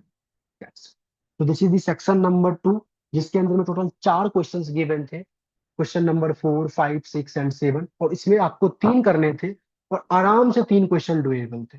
आई होप आपको समझ में आया होगा। तो अभी तक लगभग क्वेश्चंस ठीक ठाक। अब आते हैं सेक्शन नंबर थर्ड, थोड़ा और आप थोड़ा लेवल बढ़ेगा। सेक्शन नंबर थर्ड में कुछ क्वेश्चंस लेवल अच्छे होंगे, कुछ क्वेश्चंस फिर यहाँ पे भी नॉर्मल होगा। क्या है, ध्यान से देखो। पहला पार्ट बोला कि in a certain type of dischlorant, okay, it is a very important that a particular solution that is to be used as a reactant have pH of exactly 8.20। तो कोई भी एक चीज है जिसकी pH वैल्यू को एक पर्टिकुलर मेजरमेंट है, वो एग्जैक्टली 8.20 होना चाहिए। बोला a method for determining pH that is available for a solution of this type is known to be give measurement that are normally distributed। मतलब जो भी मेथड है इस मेजरमेंट का, वो एक नॉर्मल डिस्ट्रीब्यूशन को फॉलो कर रहा है, with mean equal to the actual pH and with standard deviation of 0.2। जिसका मीन जो है वो एक्चुअल पीएच के बराबर है, मतलब म्यू बराबर 8.20, और स्टैंडर्ड डेविएशन क्या है, तो 0.20। बोला सपोज करते हैं हम लोग 10 सैंपल लिए, 10 इंडिपेंडेंट मेजरमेंट लिया गया है पीएच वैल्यू का। बोला गया है पहले पार्ट में which test stats would be used and why. तो ये 10 सैंपल लिया गया है, तो आप बताओ इस 10 सैंपल के लिए पहले कौन सा टेस्ट आप यूज करोगे, पहले तो ये। अच्छा किसके लिए टेस्ट यूज करेंगे, तो बोला what conclusion can be drawn at alpha 10% level of significance using the P value approach. एक तरीके से देखा जाए तो यहाँ पे हम लोग क्या कर रहे हैं, ध्यान से देखो, हाइपोथेसिस टेस्टिंग तो कर रहे हैं। क्वेश्चन में अगर मेरे को यहाँ पे क्या बोला गया है कि a method for determining pH that is available for solution, अगर ये नॉर्मल डिस्ट्रीब्यूशन है विथ मीन इतना है, तो सपोज करो 10 इंडिपेंडेंट यील्ड जो कि आपने लिया गया है, और आपको इंफॉर्मेशन दिया है कि it is very important that a particular solution that is to be use to reactant है इतना होना चाहिए, और 10 सैंपल लिया गया है। तो अब एग्जैक्टली वो उससे मैच कर रहा है या नहीं मैच कर रहा है, इसके लिए अगर मेरे को कोई स्टैटिस्टिकली इन्फ्लुएंस देना हो, बताना हो, तो हम लोग क्या करेंगे, हाइपोथेसिस टेस्टिंग का ही तो यूज करेंगे। तो सबसे पहले तो बोल देगी कौन सा स्टेट्स को यूज करोगे और क्यों करोगे। तो साफ साफ देखो, ध्यान से देखिएगा, पहले बात तो एक्स मान लेते मेजरमेंट ऑफ पीएच मेरे पास दे रखा है जो कि नॉर्मल डिस्ट्रीब्यूशन को फॉलो करता है, स्टैंडर्ड डेविएशन को फॉलो करता है, ठीक है। तो सिग्मा मेरे पास नाउन है, पॉपुलेशन मेरा नॉर्मल है, तो हम लोग क्या करेंगे, we will use the Z distribution. तो पहले आपको ये मेंशन करना था जेड कैसे, और जेड का टेस्ट स्टेट वैल्यू क्या होता है, तो ये होता है, ये मैंने डाल दिया। अब सेकेंड पार्ट में बोला कि उसको टेस्ट करो, तो टेस्ट करने के लिए हमें क्या चाहिए, सबसे पहले तो मीन चाहिए, तो गिवन इंफॉर्मेशन से मीन निकाल लिए। मीन के बाद क्या चाहिए, सिग्मा चाहिए, आई थिंक सिग्मा ऑलरेडी मेरे पास गिवन था, तो अब हमारे पास क्या क्या, म्यू इक्वल टू 8.20, और अल्टरनेटिव में क्या लिखेंगे, तो 8.20 के अलावा कुछ और है, 8.20 नहीं है क्योंकि बोला था एग्जैक्टली वो होना चाहिए, तो वो नहीं है तो कुछ और है, प्लस मतलब ज्यादा भी हो सकता है कम भी हो सकता है। तो म्यू नॉट इक्वल टू 8.20, ये स्टैट्स वैल्यू को मैंने पुट किया। पी अच्छा अच्छा एक चीज और इस क्वेश्चन में क्या बोला, बोला कि पी वैल्यू अप्रोच से इसको टेस्ट करो। तो पी वैल्यू अप्रोच से कैसे टेस्ट कैसे निकालते हैं, तो पी वैल्यू के लिए सबसे पहले तो हमें टेस्ट स्टेट्स वैल्यू निकालना पड़ेगा। जैसे ही मेरे पास टेस्ट स्टेट्स वैल्यू निकल जाता है तो फिर हमें पी वैल्यू निकालना पड़ेगा, और पी वैल्यू को अल्फा से कंपेयर करते हैं सो दैट कि हम रिजेक्ट करें एच नोट या डू नॉट करें रिजेक्ट एच नोट। कैसे कंपेयर करते हैं, तो जो भी मेरा पी वैल्यू आता है अगर वो अल्फा से छोटा या इक्वल है तो हम लोग रिजेक्ट कर देते हैं एच नोट को, और अगर बड़ा है तो डू नॉट करते हैं, do not reject H naught करते हैं।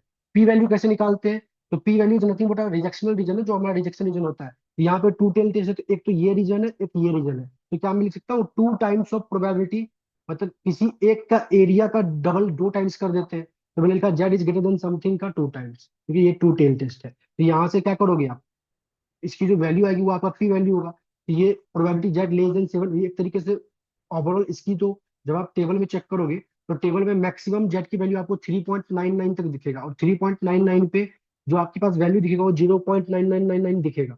एक तरीके से अप्रोक्सीमेटली 3.9 के बाद ही वन आ जाता है, तो 7 पे भी तो वन ही आ जाएगा ना, तो 7 और 7 से पीछे के लिए वन रहेगा। तो इसकी प्रोबेबिलिटी क्या आएगी, इतने पार्ट की प्रोबेबिलिटी आ जाएगी 1, तो 1 में से 1 माइनस करोगे तो 0, 0 से मल्टीप्लाई कुछ भी करोगे तो 0, तो पी वैल्यू आपके पास 0 आ गया। अब इस पी वैल्यू को क्या क्या करेंगे, अल्फा से कंपेयर करेंगे। आपके क्वेश्चन में अल्फा कितना दे रखा है, 10%, तो पी वैल्यू 0 है, अल्फा आपका कितना है, तो 10% है, तो साफ साफ दिख रहा है पी वैल्यू मेरा अल्फा से छोटा है, तो हम लोग क्या करेंगे, रिजेक्ट। क्लियर है, चलिए। तो पेपर में अगर मेंशन कर देता है कि आप पी वैल्यू से चेक करो, तब तो पी वैल्यू से चेक करना है। अगर मेंशन नहीं करता तो आपकी मर्जी, आप नॉर्मली क्रिटिकल वैल्यू निकाल कर सॉल्व कर सकते हो, और चाहो तो आप पी वैल्यू से भी कर सकते हो, वो आपकी मर्जी। इसके बाद आते हैं हम लोग इसके बी पार्ट में, बी पार्ट में देखते हैं क्या बोला गया। बोला गया कि use 90% confidence interval for a mean labour time mu following information is obtained. कुछ इस तरीके से इंफॉर्मेशन मेरे पास गिवन, सैंपल साइज है 52, सैंपल मीन है ये, सैंपल स्टैंडर्ड डिवीजन है ये, और 90% कॉन्फिडेंस इंटरवल के लिए गिवन दे रखा है मेरे को रेंज ही है।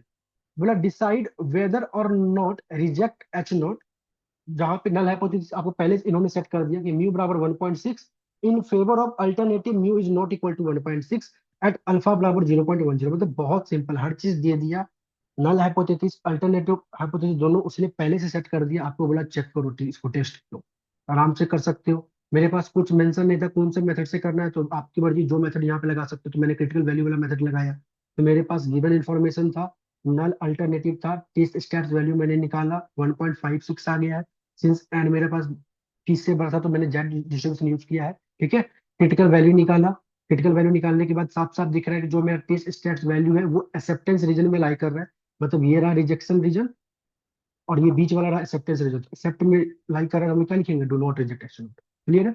इसके बी पार्ट में बोला कि what is your decision in part one अगर लेवल ऑफ सिग्निफिकेंस को 0.05 कर दे तो जब 0.10 पे रिजेक्ट एच नोट हो गया तो 0.05 पे भी तो क्या करेगा, रिजेक्ट एच नोट ही होगा ना।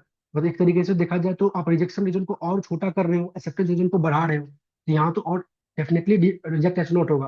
तो अल्फा 0.05 जब करोगे तो देखो रिजेक्शन रीजन आपका छोटा हो जाएगा और एक्सेप्टेंस रीजन बड़ा हो जाएगा, तो ऑटोमेटिकली ये फिर से एक्सेप्टेंस रीजन में ही लाई करेगा। तो यहाँ पे भी क्या होगा, do not reject H note कर सकते हैं।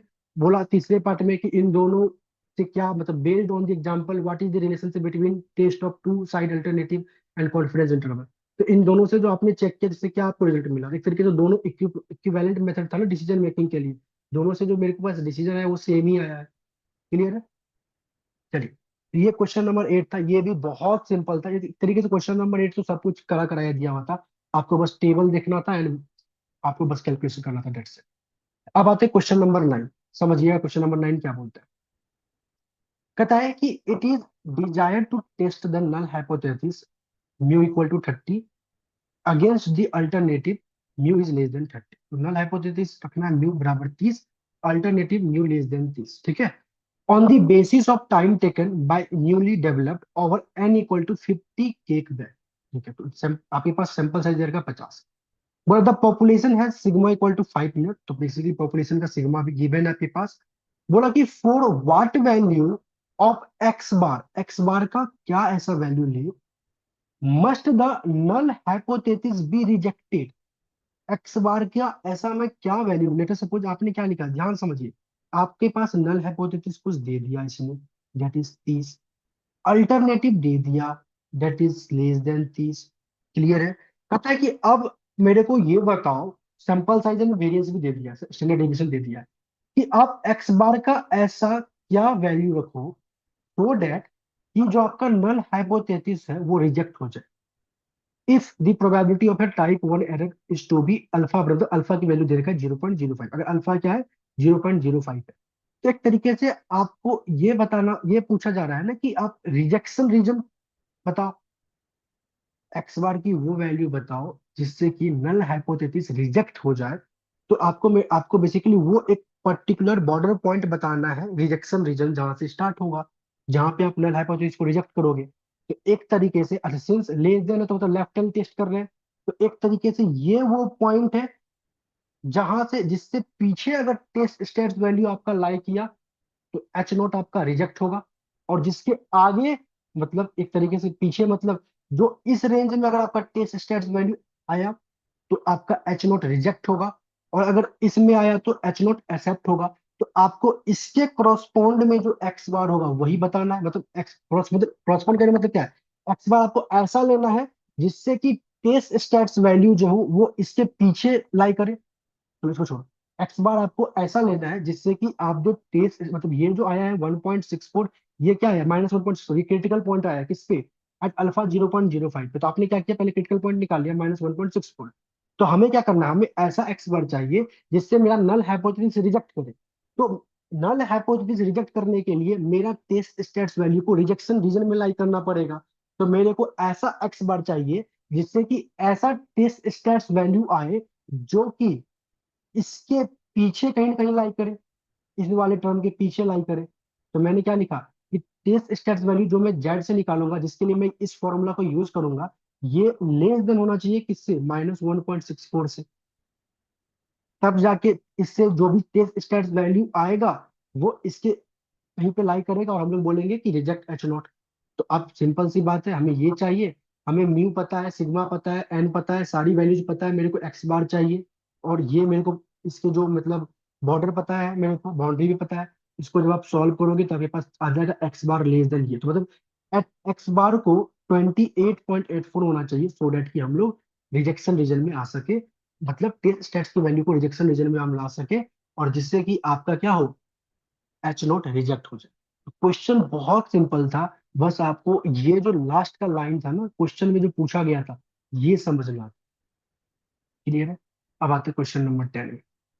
चलिए क्वेश्चन नंबर 10 क्या कहता है। अगर क्वेश्चन नंबर 10 जैसा दिखे ना तो आप इसको छोड़ दोगे तो ज्यादा बेटर होगा, बट फिर भी देखो क्या कहता है, क्योंकि कैलकुलेशन बहुत तगड़ा, कुछ क्वेश्चन नहीं आता तब आप इसको करना, क्योंकि कैलकुलेशन करते करते थक जाओगे।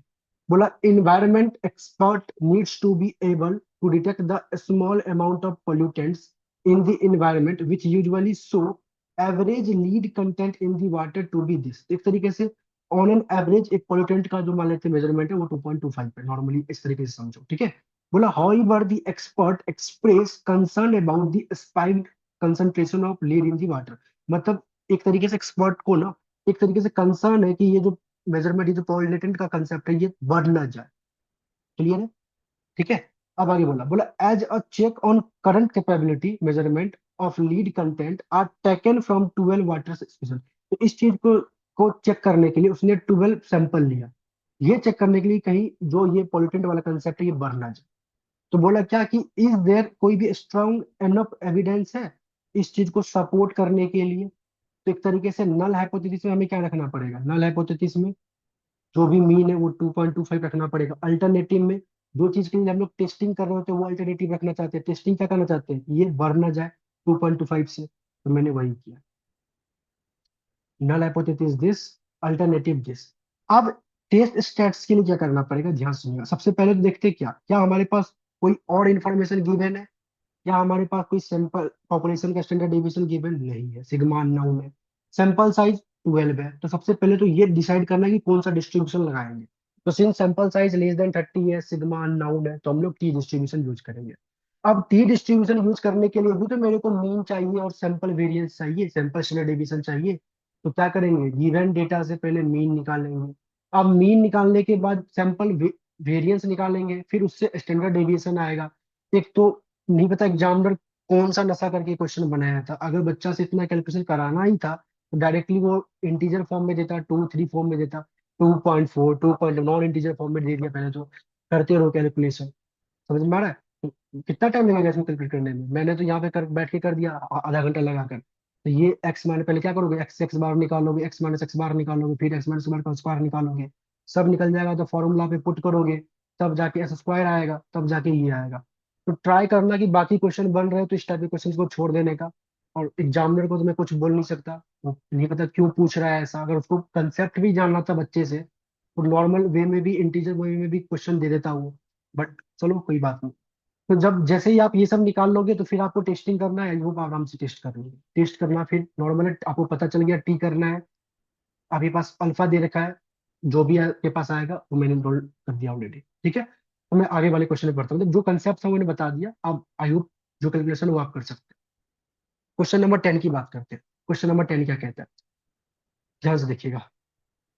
बोला कि a break through by a one research group result in the summary statistics for the stress of synthetic silk fibre, ठीक है, where X bar and Y bar are the sample mean, दो different sample mean दे रखा है, from a small and large diameter, मतलब दो, एक है स्मॉल डायमीटर और एक है लार्ज डायमीटर, जिसका दो सैंपल मीन है, और उनके करस्पॉन्ड में सैंपल साइज सैंपल वेरिएंस सब गिवन। मान लेते हैं एक स्मॉल डायमीटर है, एक है लार्ज डायमीटर, जिनका सैंपल साइज गिवन है, सैंपल मीन गिवन है, सैंपल स्टैंडर्ड डिविएशन गिवन है, ठीक है। अच्छा सिंपली सी बात है कि साफ साफ दिख रहा है कि एन आपका लेस देन 30 है और सिग्मा अननाउन है, सब कुछ सैंपल में दे रखा है, तो हमें टी यूज करना है। इतना से तो समझ में आ ही गया। अब क्वेश्चन क्या पूछा वो देखते हैं। बोला कि use the 0.05 level of significance to test the claim that mean stress is largest for a small diameter fibre. कहने का मतलब क्या है कि स्मॉल डायमीटर फाइबर का जो मीन होगा वो लार्ज डायमीटर से बड़ा होगा। एक तरीके से अगर स्मॉल के लिए मैं म्यू 1 लिखूं और लार्ज के लिए म्यू 2 लिखूं, तो mu is greater than mu 2, हमें ये चेक करना है अल्टरनेटिव में। तो मैंने क्या लिखा कि नल हाइपोथेसिस में कि एक बार के लिए माना दोनों का मीन सेम होगा, अल्टरनेटिव में जिसके लिए टेस्टिंग करते हैं वो अल्टरनेटिव में लिखते हैं, तो लिखा mu 1 is greater than mu 2। तो अब आपके पास सारी वैल्यूज गिवन है, दो पॉपुलेशन मीन के डिफरेंस की टेस्टिंग करनी है, टी टेस्ट यूज करेंगे, जिसका आपके पास टेस्टेड वैल्यू क्या होता है मैंने ऑलरेडी आप लोगों को बता दिया है। सॉल्व करोगे तो ये आ जाएगा। अच्छा, variance of X bar minus Y bar क्या निकालेंगे, इसमें कुछ लिखा है, assuming sampled population have normal distribution with same weight, ठीक है। तो कुछ गिवन नहीं है तो याद करो, एक पुल्ड वाला कंसेप्ट मैंने आप लोगों को बताया था, variance of X bar minus Y bar ये आता है S square P, pooled sample variance. और पुल्ड सैंपल वेरिएंस के लिए ये फॉर्मूला होता है, ऑलरेडी मैंने क्लास में आप लोगों को करा दिया है। फॉर्मूला यूज करोगे, सारी वैल्यूज आपके पास गिवन है, मतलब पहले एस स्क्वायर पी निकाल लोगे। कैसे, तो N1 पता है, N2 पता है, S1 स्क्वायर पता है, S2 स्क्वायर पता है, इससे आपके पास ये आ जाएगा। अब एस स्क्वायर पी जैसे आएगा तो यहाँ पे एस स्क्वायर पी पुट करके ये निकाल लोगे, और ये जैसे आएगा तो इसका जब स्क्वायर रूट करोगे तो यहाँ पे बस आपके पास स्टैंडर्ड डेविएशन आ जाएगा। इसको करके आप टी स्टेट्स वैल्यू निकाल सकते हो। फिर आप क्या करोगे, क्रिटिकल वैल्यू निकालोगे। क्रिटिकल वैल्यू मैंने निकाल दिया कुछ इस तरीके से, 1.796 आया। साफ साफ मैं देख रहा हूँ कि क्रिटिकल वैल्यू 1.796 है, T states value 3 point something है, जो कि रिजेक्शन रीजन में लाई कर रहा है, तो हम लोग क्या लिखेंगे, रिजेक्टेड। क्लियर हो जाएगा। चलिए अब इसके बी पार्ट को देखते हैं क्या बोलता है। बी पार्ट में बोला कि data indicate that the variance of measurement made through stamping bye experience quality control inspected is 0.80, ठीक है। तो मान लेते हैं कोई एक्सपीरियंस्ड क्वालिटी कंट्रोल इंस्पेक्टर था, उसने जो मेजरमेंट किया ना, तो उसके उससे जो बेसिकली वेरिएंस आ रहा है वो 0.18 आ रहा है, ऐसा मतलब देखा गया है, ठीक है। जो एक्सपीरियंस मान लेते हैं, कुछ इस तरीके से बोल सकते हैं, अगर एक्सपीरियंस्ड इंस्पेक्टर इंस्पेक्ट कर रहे हैं तो वहां से जो वेरिएंस होता है वो 0.18 आता है, ठीक है। बोला such measurement made by in experience inspector, अगर यही टाइप का मेजरमेंट अगर इन एक्सपीरियंस इंस्पेक्टर के द्वारा किया जाए, तो could have too large variance, बड़ा भी आ सकता है, और टू स्मॉल वेरिएंस, छोटा भी आ सकता है, मतलब वो इस 0.1 से डिफर कर सकता है, ठीक है। अब इसी चीज को चेक करने के लिए if a new inspector measure, मान लेते कोई न्यू, अच्छा, यहाँ पे न्यू इंस्पेक्टर बोला गया मतलब एक अनएक्सपीरियंस्ड, इनएक्सपीरियंस्ड बोल सकते हैं, इंस्पेक्टर बेसिकली चेक कर रहा है। उसने 31 सैंपल साइज लिया, 31 स्टाम्पिंग लिया, जिसका वेरिएंस क्या है, 0.13, सैंपल वेरिएंस 0.13 है। बोला टेस्ट करो at 0.05 level of significance whether the inspector is making satisfactory measurement, assume normality, मतलब नॉर्मल डिस्ट्रीब्यूशन को अज्यूम करने के लिए बोल दिया गया, ठीक है। तो एक तरीके से क्या बोला गया है कि चेक करो कि इनएक्सपीरियंस जो करता है, इससे जो वेरिएंस होगा वो सच में 0.18 के बराबर आएगा या इससे डिफर कर जाए। एक तरीके से हमें क्या करना है, वेरिएंस की टेस्टिंग करनी है, और वेरिएंस की और सिंगल वेरिएंस की टेस्टिंग करनी है। और सिंगल वेरिएंस की टेस्टिंग करने के लिए कौन सा डिस्ट्रीब्यूशन यूज करते हैं, स्क्रीन पे मत देखो, पहले बताओ। का स्क्वायर, समझ में आया है, तो का स्क्वायर डिस्ट्रीब्यूशन को यूज करते हैं। मैं आपको समझा देता हूँ।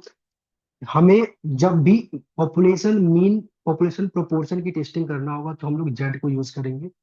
पॉपुलेशन मीन में अगर सैंपल साइज 30 से छोटा और पॉपुलेशन का जो वेरिएंस है, स्टैंडर्ड डेविएशन है, वो अननाउन हो, तो उस टाइम पे टी यूज करते हैं। अगर हमें सिंगल पॉपुलेशन वेरिएंस की टेस्टिंग करना हो या कॉन्फिडेंस इंटरवल निकालना हो, तो हम लोग का स्क्वायर का यूज करते हैं। और अगर हमें डबल वेरिएंस का टेस्टिंग करना हो या फिर कॉन्फिडेंस इंटरवल निकालना हो, तो हम लोग एफ टेस्ट का यूज करते हैं। तो ये सब आपको पता होना चाहिए, और क्वेश्चन में जो पूछा गया है उसके अकॉर्डिंग आपको बताना चाहिए, ठीक है। पता होना चाहिए तभी तो यूज करोगे। तो यहाँ पे हमने लोगों ने क्या लिखा कि नल हाइपोथेसिस में सिग्मा इसके बराबर होगा, अल्टरनेटिव में इसके बराबर नहीं होगा। टेस्ट स्टेट्स निकालते, आप सभी को पता है टेस्ट स्टेट्स की वैल्यू। आप यहाँ से जब सारी वैल्यूज को पुट करोगे तो आपके पास ये आ गया टेस्ट स्टेट्स वैल्यू। का स्क्वायर में जाओगे, L1 L2 निकालोगे, कैसे निकालते हैं ऑलरेडी मैंने क्लास में बता दिया, ये रहा L1 L2। यहाँ पे मैंने पुट किया, साफ साफ दिख रहा है मेरा टेस्ट स्टेट्स वैल्यू जो है एक्सेप्टेंस रीजन में लाई कर रहा है, तो हम लोग क्या लिखेंगे, डू नॉट रिजेक्ट। क्लियर है। चलिए, तो ये समझ में आ गया। तो अब आते क्वेश्चन नंबर 11 का एक पार्ट, देखते हैं क्या बोलता है। क्वेश्चन नंबर 11 के ए पार्ट में ध्यान से देखिएगा। बोला कि a research group is making great advance using a new type of anode, and they claim that the mean life is greater than 1600 recharge cycle। एक रिसर्च ग्रुप जो है वो एक तरीके से कुछ एडवांसमेंट ऑफ टेक्नोलॉजी करके बैठा है, कुछ एडवांस टेक्नोलॉजी में एडवांसमेंट लाया है, और वो क्लेम करता है कि जो रिचार्ज साइकिल है वो 1600 से बड़ा हो गया, ग्रेटर देन 1600 है, ठीक है। अब इसको टू सपोर्ट दिस क्लेम, इस क्लेम को सपोर्ट करने के लिए उन्होंने क्या किया, 50 नए बैटरी लिए, एन इक्वल टू 50 लिया, and subject them to recharge cycles until they fail, और उसको उसने रिचार्ज किया जब तक वो फेल नहीं हो। और उसने ये बताया, they claim will establish if sample mean life time is greater than 1660 cycle. कहता है कि ये जो मैं क्लेम कर रहा हूं ना, ये वाला क्लेम, कि जो मेरे एडवांस टेक्नोलॉजी एडवांसमेंट से जो बेसिकली लाइफ है वो 1600 से बढ़ जाएगा, मतलब 1600 से बड़ा हो जाएगा, ये क्लेम तब जाके फुलफिल किया जाएगा, ये क्लेम तब जाके बेसिकली स्टेब्लिश्ड होगा, और यू कैन से ये क्लेम तब जाके सही होगा जब आपका सैंपल मीन जो है वो 1660 से बड़ा हो। क्वेश्चन समझना, मैं क्या कह रहा हूँ, मान लेते हैं मैंने बोला कि मैंने कोई, मान लेते हैं कुछ ऐसा एडवांसमेंट किया, और मैं कह रहा हूँ कि इससे ना जो किसी भी पर्टिकुलर चीज का लाइफ है वो 1600 से बड़ा हो जाएगा, ठीक है। अब ये 1600 से बड़ा हो जाएगा, इस चीज के लिए मैंने टेस्टिंग की, टेस्टिंग करने के लिए मैंने 50 ऑब्जर्वेशन दिए। अब इस 50 ऑब्जर्वेशन का कुछ ना कुछ मीन आया होगा, तो कहता है कि इसको मैं सपोर्ट तब करूंगा, मतलब इससे जो मैं टेस्टिंग करूंगा तो ये इसको सपोर्ट तब करेगा जब इस 50 ऑब्जर्वेशन का जो मीन होगा वो ग्रेटर देन 1660 होगा। समझ में आ रहा है?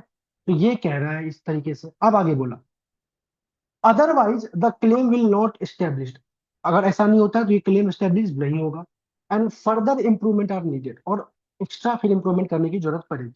बोला लेट स्टैंडर्ड डेविएशन जो है वो इतना है, लेवल ऑफ सिग्निफिकेंस इतना है, बोला find the dividing line of the test criteria.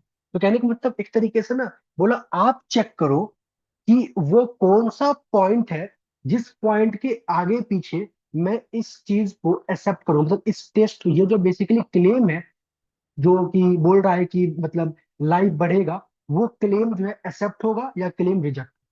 ये सामने वाला बंदा क्या कह रहा है, सामने वाला कह रहा है बंदा कि जो क्लेम है वो एक्सेप्ट तब करेंगे, ये स्टेब्लिश तब होगा जब आपके सैंपल का मीन 1660 से बड़ा हो। अब आपको बोला गया ढूंढो कि वो एक्स बार क्या, उस एक्स बार का पर्टिकुलर बाउंड्री ढूंढो कि कौन से पर्टिकुलर बाउंड्री के बाद ये एस्टेब्लिश कर सकते हैं। समझ में आ रहा है? तो कहने का मतलब ये है कि ये नॉर्मली ये जो स्टेटमेंट है ये ऑथर, मतलब जो सामने वाला इकोनॉमिस्ट है उसके द्वारा दिया गया, इसका हमें अभी यूज नहीं करना। हमें बाकी इंफॉर्मेशन से अपना एक्स बार निकालना है, तो डेट कि ये जो क्लेम कर रहा है कि लाइफ जो है 1600 से बढ़ जाएगा, वो क्या हो, क्लेम स्टेब्लिश्ड हो, स्टैटिस्टिकली सिग्निफिकेंट हो। तो मैंने क्या किया, नल हाइपोथेसिस में रखा कि वो जो बेसिकली लाइफ है वो 1600 या 1600 से छोटा होगा, और अल्टरनेटिव में रखा कि वो 1600 से बड़ा होगा। मतलब जो भी चीज के लिए हमें टेस्टिंग करनी होती है उसको हम अल्टरनेटिव में रखते हैं ना, हमें तो ये करना है कि लाइफ साइकिल बढ़ जाएगा 1600 से, तो मैंने लिखा अल्टरनेटिव में कि वो बढ़ गया, और नल में क्या नहीं बढ़ा है, वो 1600 या 1600 से कम है। अब मैंने बोला कि टेस्ट स्टैट्स वैल्यू, अब ध्यान सुनिएगा, ये जो क्लेम है कि 1600 से बढ़ गया, ये कब होगा, जब मैं एच नोट को रिजेक्ट करूं। अगर मैं रिजेक्ट करता हूं एच नोट को, तो इसका मतलब क्या है कि मैं एच अल्टरनेटिव को एक्सेप्ट कर रहा हूं, और एच अल्टरनेटिव को मैं एक्सेप्ट कर रहा हूं, तो इट मीन्स ये क्लेम फुलफिल का हो रहा है, मतलब स्टैटिस्टिकली सिग्निफिकेंट है। तो मेरे को एक ऐसा एक्स बार चाहिए जिससे कि मेरा एच नोट रिजेक्ट हो, एक तरीके से मेरे को रिजेक्शन रीजन ही चाहिए। और किस पे चाहिए, तो अल्फा 0.03 पे, 3% पे, कॉन्फिडेंस इंटरवल कितना है, 3% है। तो मैंने क्या किया, पहले अल्फा के हेल्प से कॉन्फिडेंस इंटरवल निकाल लिया। तो मेरे पास अच्छा सिंस ये यहाँ पे क्या चल रहा है, राइट टेल टेस्ट चल रहा है ना, तो कॉन्फिडेंस इंटरवल निकाला तो जो कि मेरे पास क्या आया, Z1.88 आया, ये मेरा क्रिटिकल वैल्यू आया। तो एक बात बताओ, क्रिटिकल वैल्यू मेरे पास ये आया, तो मेरे को एक ऐसा टेस्ट स्टेट्स चाहिए जो कि इस क्रिटिकल वैल्यू के आगे लाई करे, मतलब इस रिजेक्शन रीजन में लाई करे, इस वाले रीजन में लाई करे, ये रहा रिजेक्शन रीजन। ठीक है, एक तरीके से इससे पहले कुछ कुछ देर पहले क्वेश्चन किया तो उसी तरीके से दिख रहा है। तो मेरे को एक ऐसा एक्स बार चाहिए जिससे कि ऐसा टेस्ट स्टैट्स वैल्यू आए जो कि 1.88 से बड़ा हो, तभी जाके ये एच नोट को रिजेक्ट करेगा, रिजेक्शन रीजन में लाई करेगा। तो जब मैंने इसको सॉल्व, मेरे पास म्यू गिवन है, सिग्मा गिवन है, सब गिवन है, सॉल्व किया, तो मेरे पास क्या आया कि 16 से 51 पॉइंट दिस, तो मतलब मैं ये बोल सकता हूँ अपने टेस्टिंग से कि अगर मेरा मीन 1651 से बड़ा होता है, 1651.0474 से बड़ा होता है एक्स बार, तो ऑन दैट टाइम जो मेरा एच नोट है वो रिजेक्ट हो जाएगा। और एच नोट रिजेक्ट हो जाएगा तो अल्टरनेटिव एक्सेप्ट होगा, मतलब कि जो क्लेम है वो सही है। तो इसका मतलब क्या है कि जो ये 1660 लेकर चल रहा है, ये तो कुछ ज्यादा ही स्ट्रिक्ट है, ये तो मतलब और ज्यादा स्टिक होके काम कर रहा है ना, मतलब ये तो डेफिनेटली सही बात ही है। समझ में आया? तो जो डिवाइडिंग लाइन आपसे पूछा गया था वही है डिवाइडिंग लाइन। क्लियर है? अब आगे आते हैं इसके बी पार्ट में, जो कि आई थिंक ए पार्ट से थोड़ा मिलता जुलता है। क्या बोला? बोला find the probability of type two error. पहले तो टाइप टू एरर का प्रोबेबिलिटी निकालो for a value of true population mean. अलग अलग मीन पे देखो, फिर से एग्जाम में पागल है, एक से बच्चे से पूछ लेता तो नहीं होता, उसको अलग अलग मतलब कैलकुलेशन करते जाओ करते जाओ। Also find the power of test. कम से कम ये पूछा है तो कम से कम 10 नंबर में पूछना चाहिए। बट अब क्योंकि आप अलग अलग कैलकुलेशन करोगे, अलग अलग टेबल देखोगे, तो टाइम भी तो कंज्यूमिंग है। 3 घंटे में कितना क्वेश्चन सॉल्व करोगे? तो बट क्या ही कर सकते हैं, इसलिए मैं बार बार कहता हूँ time management is very important. आपको ध्यान रखना है कौन से क्वेश्चंस करने हैं, कौन से क्वेश्चंस नहीं करने हैं, तभी जाके आप पूरा अटेम्प्ट कर पाओगे। ठीक है? तो अलग अलग मीन के करस्पॉन्ड में टाइप टू एरर आपको निकालना है। और इसके बाद power of test. Power of test क्या होता है? वन माइनस में बीटा। टाइप टू एरर को बीटा बोलते हैं, one minus beta is power of test. ठीक है? Type one and type two वाली वीडियो अगर आपने देख लिया तो आपको पता होगा। और इसके बाद बोला कि do you observe a relationship between alternative mean and probability of type two error. क्या ये जो डिफरेंट डिफरेंट मीन गिवन है और जो आपका टाइप टू एरर आ रहा है, क्या इनके बीच में कोई रिलेशनशिप है? वो आपको निकालना है। वो कई सारी चीजें पूछ लिया। चलिए तो ध्यान से देखिएगा। मेरा मीन क्या आया था? एक्स बार अंडरलाइन मीन वो 16 ये आया था। अभी जस्ट पहले सॉल्व करके आए थे। टाइप टू एरर का बेसिकली मतलब क्या होता है कि हम लोग रिजेक्ट करते हैं, not reject H naught when it is false. ये होता है इसका मतलब, जिसको आप बीटा भी बोलते हो। ठीक है? तो probability x bar less then this, तब जाके आप क्या करोगे? एच नॉट को नॉट रिजेक्ट करोगे ना। और अच्छा, mu dash is something given that कि म्यू क्या होगा, तो म्यू तो आपके पास आपके क्वेश्चन में अलग अलग दे रखा है। तो सभी को एक बार यूज करेंगे, एक बार 1620, फिर 1616, सबको यूज करना पड़ेगा। तो मैंने बस यहाँ पे ये लिखा। इसको मतलब जब स्टैंडर्ड नॉर्मल में कन्वर्ट करेंगे तो मतलब एक हमारे पास ये फर्मा आ चुका है। अब इस फर्मा को मैं अलग अलग, जब मेरे पास म्यू को मैं ये 1620 कंसिडर करूंगा, तो मैं ये लिखूंगा, फिर यहाँ से ये इसकी जो प्रोबेबिलिटी आएगी यही आपका टाइप टू एड का प्रोबेबिलिटी होगा, that is beta equal to something. जब मैं म्यू को ये मानूंगा तो फिर ये आ जाएगा, फिर इससे ये आएगा। जब मैं म्यू को ये रखूंगा तो फिर ये आएगा। तो कितने कैलकुलेशन करने पड़ेंगे? अब जैसे बीट सब सारे मिल के क्रॉसपोर्ट में बीटा आ गया, तो आप पावर ऑफ टेस्ट के लिए वन माइनस बीटा करते हैं, तो वन माइनस समथिंग ये आ गया पावर ऑफ टेस्ट। ये आ गया, ये आ गया, ये आ गया, वन माइनस बीटा, यहाँ पे जीरो ही आ गया अप्रोक्सीमेटली। ये वाला गया। इस तरीके से निकाल सकते हो। फिर एक चीज और बोला था, क्या म्यू और बीटा में टाइप टू एडम में कोई रिलेशन है? तो साफ साफ देख रहे हैं हम, क्या देख रहे हैं कि इनिशियल जो आपके पास म्यू था, ओरिजिनल इनिशियल म्यू, वो 1600 था। और जो आपका बाद में म्यू दिया गया एग्जामिनर के द्वारा, वो क्या सब दिया गया है? 1620। ये रहा 1620, 1660, 70, 70, 47, मतलब म्यू को वो बढ़ा रहा है। तो मेरा इनिशियल म्यू था 1600, म्यू मेरा इंक्रीज कर रहा है। मेरा बीटा क्या आ रहा है? 0.87, 0.37। तो एक तरीके से बीटा मेरा फॉल कर रहा है। तो there is a inverse relationship between mu and beta. एक तरीके से हम क्या बोल सकते हैं, म्यू के बढ़ने पे बीटा फॉल कर रहा है। इसी चीज को आपको एक्सप्लेन करना रिलेशनशिप। क्लियर है? सो इस टाइप के क्वेश्चन, एक तो ये क्वेश्चन था, एक एक ऊपर था जो कि वही पॉइंट वाला का जो सैंपल वेरिएंस निकालना था।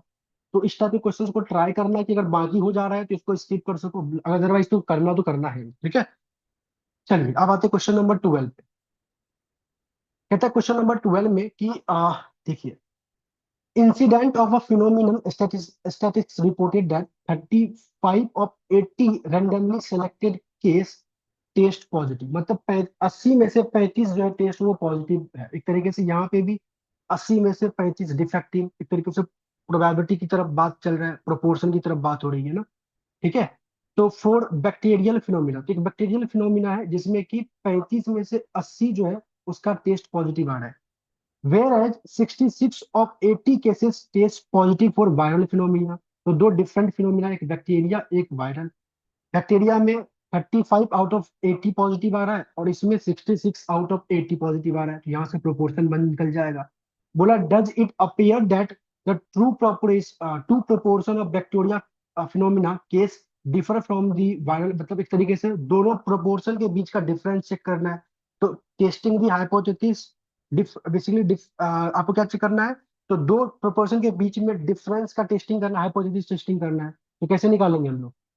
पहले इंफॉर्मेशन लिख लेते हैं, vectorial phenomena and viral phenomena क्या सब गिवन है। इस तरीके से हम एन सैंपल साइज मेरे को पता है, प्रोपोर्शन निकाल सकते हैं। अल्फा मेरे को गिवन दे रखा है दैट इज 0.1%, और बोल दिया कि पी वैल्यू से चेक करो। कोई बात नहीं, पी वैल्यू चेक करेंगे। पी वैल्यू के लिए पहले टी स्टेट्स निकालना पड़ेगा। सभी को पता है कि अगर difference testing the difference between two population proportion के लिए जो टेस्ट वैल्यू होती है, वो मैंने ऑलरेडी आप लोगों को बता दिया। तो ये रहा, इससे आप निकाल सकते हो। तो variance of P one and P one hat minus P two hat के लिए क्या फॉर्मूला यूज करते हैं हम लोग? ये वाला, variance of P one head plus variance of P two hat. तो ये, अच्छा, P one one minus P one plus P two one minus P two, इस जगह पे आप पी वन हेड का यूज कर सकते हो। और पी वन हेड कैसे निकालोगे, मतलब P head, sorry, P one और पी टू की जगह पे पी हेड का यूज कर सकते हो। और पी हेड कैसे निकालोगे? तो पी हेड का फॉर्मूला होता है n one p one head plus में n two p two head upon में n one plus n two. एक और मैंने फॉर्मूला बताया था, कि मैंने ये भी बताया था कि जहां जहां पे पी वन है वहां वहां पे P one head directly use कर लो, जहां जहां पे पी टू है वहां वहां पे P two hat directly use कर लो। तो ये भी कर सकते हो। तो मैंने क्लास में दो मेथड आपको, दो फॉर्मूला बताया था, दोनों में से कोई भी यूज कर सकते हो। यूज करोगे आपके पास ये आ जाएगा। इन सबको पुट करके आप टेस्ट स्टैट्स वैल्यू निकाल लोगे। टेस्ट स्टेट वैल्यू निकालने के बाद फिर पी वैल्यू निकालोगे। पी वैल्यू मतलब अगर साफ साफ दिख रहा है, मैं क्या कर रहा हूँ, टू टेस्ट कर रहा हूँ, तो दो तरफ रिजेक्शन रीजन आएगा। तो दोनों तरफ के लिए मेरे पास पी वैल्यू चाहिए ना, तो मैं two times of rejection region कर दूंगा, जो कि मेरे को आई थिंक इसकी वैल्यू अप्रोच टू जीरो करेगा। क्यों? क्योंकि प्रोबेबिलिटी लेस देन माइनस 0.490 को अप्रोच करेगा, क्योंकि सबसे छोटी वैल्यू जेड की -3.99 होती है, और जहां पे एरिया जीरो को अप्रोच कर देता है, तो -499 पे भी जीरो आ जाएगा। तो to times of zero zero होगा। अल्फा 0.10 दे रखा है, सिंस पी वैल्यू अल्फा से छोटा है तो we will reject it. Very simple.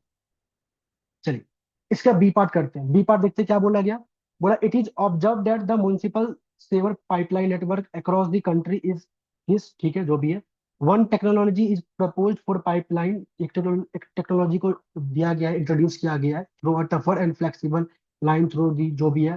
बोला द फॉलोइंग डेटा आपको दे रखा है, लीनियर स्पेसिमेन बोथ, जो भी है पढ़ लेना यार। Chemical was used to be the chemical, ठीक है। X Y and Y are the sample में दो अलग अलग दे रखा है। ओके। तो एक तरीके से यहाँ पे ना केमिकल, एक जगह केमिकल यूज कर रहे हैं, एक जगह केमिकल यूज नहीं कर रहे हैं। केमिकल जब यूज कर रहे हैं तो उसका सैंपल लिया गया है, और केमिकल यूज नहीं कर रहे हैं उसका भी सैंपल लिया गया है। दोनों का मीन दे रखा है, दोनों का सैंपल वेरिएंस दे रखा है। हमें बस ये चाहिए, ज्यादा कुछ नहीं चाहिए। इसके नीचे पूछा गया, does the data suggest that standard deviation of the chemical used is a smaller that for no chemical sample. एक तरीके से क्या बोल रहे हैं हम लोग, स्टैंडर्ड डेविएशन की टेस्टिंग कर रहे हैं, स्टैंडर्ड डेविएशन का टेस्टिंग करेंगे।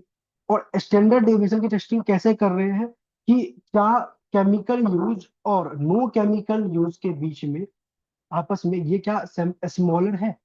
एक तरीके से अगर मैं केमिकल यूज को ऐसा मान मान लेते हैं, नो केमिकल यूज को मैंने मान लिया सिग्मा वन, और केमिकल यूज को सिग्मा टू।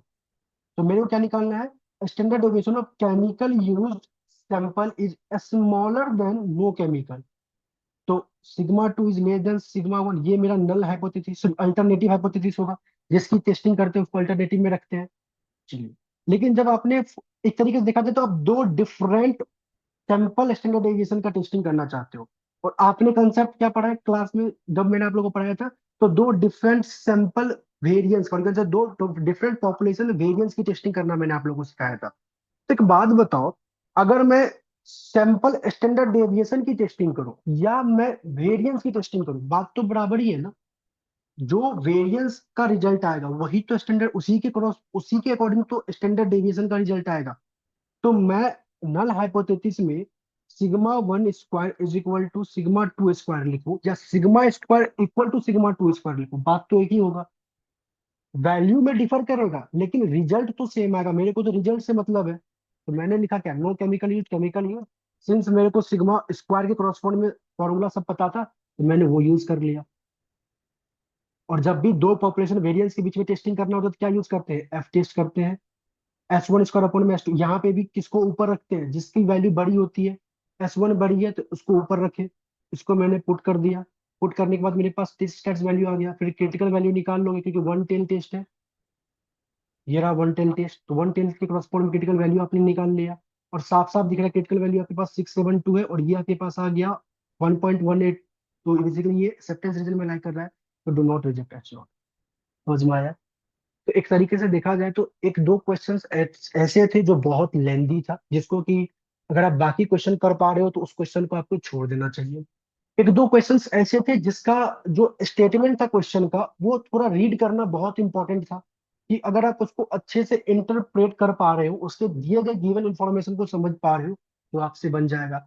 तो ओवरऑल इस पेपर से क्या समझ में आ रहा है कि क्वेश्चन आपका सिंपल है, क्वेश्चन का सॉल्यूशन भी सिंपल बनेगा, लेकिन क्वेश्चन को समझना, क्वेश्चन में क्या इंफॉर्मेशन दिया गया है उस चीज को अच्छे से बेसिकली इंटरप्रेट करना, समझ लेना, और उसके बाद उस क्वेश्चन में क्या कंसेप्ट यूज होगा, कहाँ पे कौन से डिस्ट्रीब्यूशन को यूज करेंगे, वो रिकॉग्नाइज करना। अगर इतना कर पा रहे हो तो आराम से आप 12 में से 9 क्वेश्चंस कर सकते हो। अच्छा, पेपर का पैटर्न क्या इस साल भी ऐसा होगा? ये जरूरी नहीं है, वैसे तो इस ऐसा ही होना चाहिए, 99% चांस है कि ऐसा ही होना चाहिए, बट थोड़ा मोड़ा चेंज हो सकता है। ओके, और चेंज होगा भी तो पेपर जैसा आएगा वो तो आपको देना ही है। बट फिलहाल तो आप इसी तरीके से, मतलब इसी पेपर के पॉइंट ऑफ व्यू से प्रिपेयर करके जाओगे कि आपको 12 में से 9 क्वेश्चंस करने हैं। 9 मतलब 9 क्वेश्चन है, 9 के भी सब दो दो सब पार्ट है, टोटल 18 क्वेश्चंस करने हैं। समझ में आ रहा है? और 18 क्वेश्चंस के लिए आपके पास 3 घंटा है, तो अब आपको टाइम मैनेजमेंट पे भी ध्यान देना है और हर चीज पे ध्यान देना है। तो कोई भी डाउट हो इस क्वेश्चन, इस वाले पेपर में, आपका 2024 का पेपर सॉल्व हो चुका है, इस वाले पेपर में कोई भी डाउट हो तो आप पूछ सकते हो। फिलहाल के लिए thank you so much and bye bye everyone.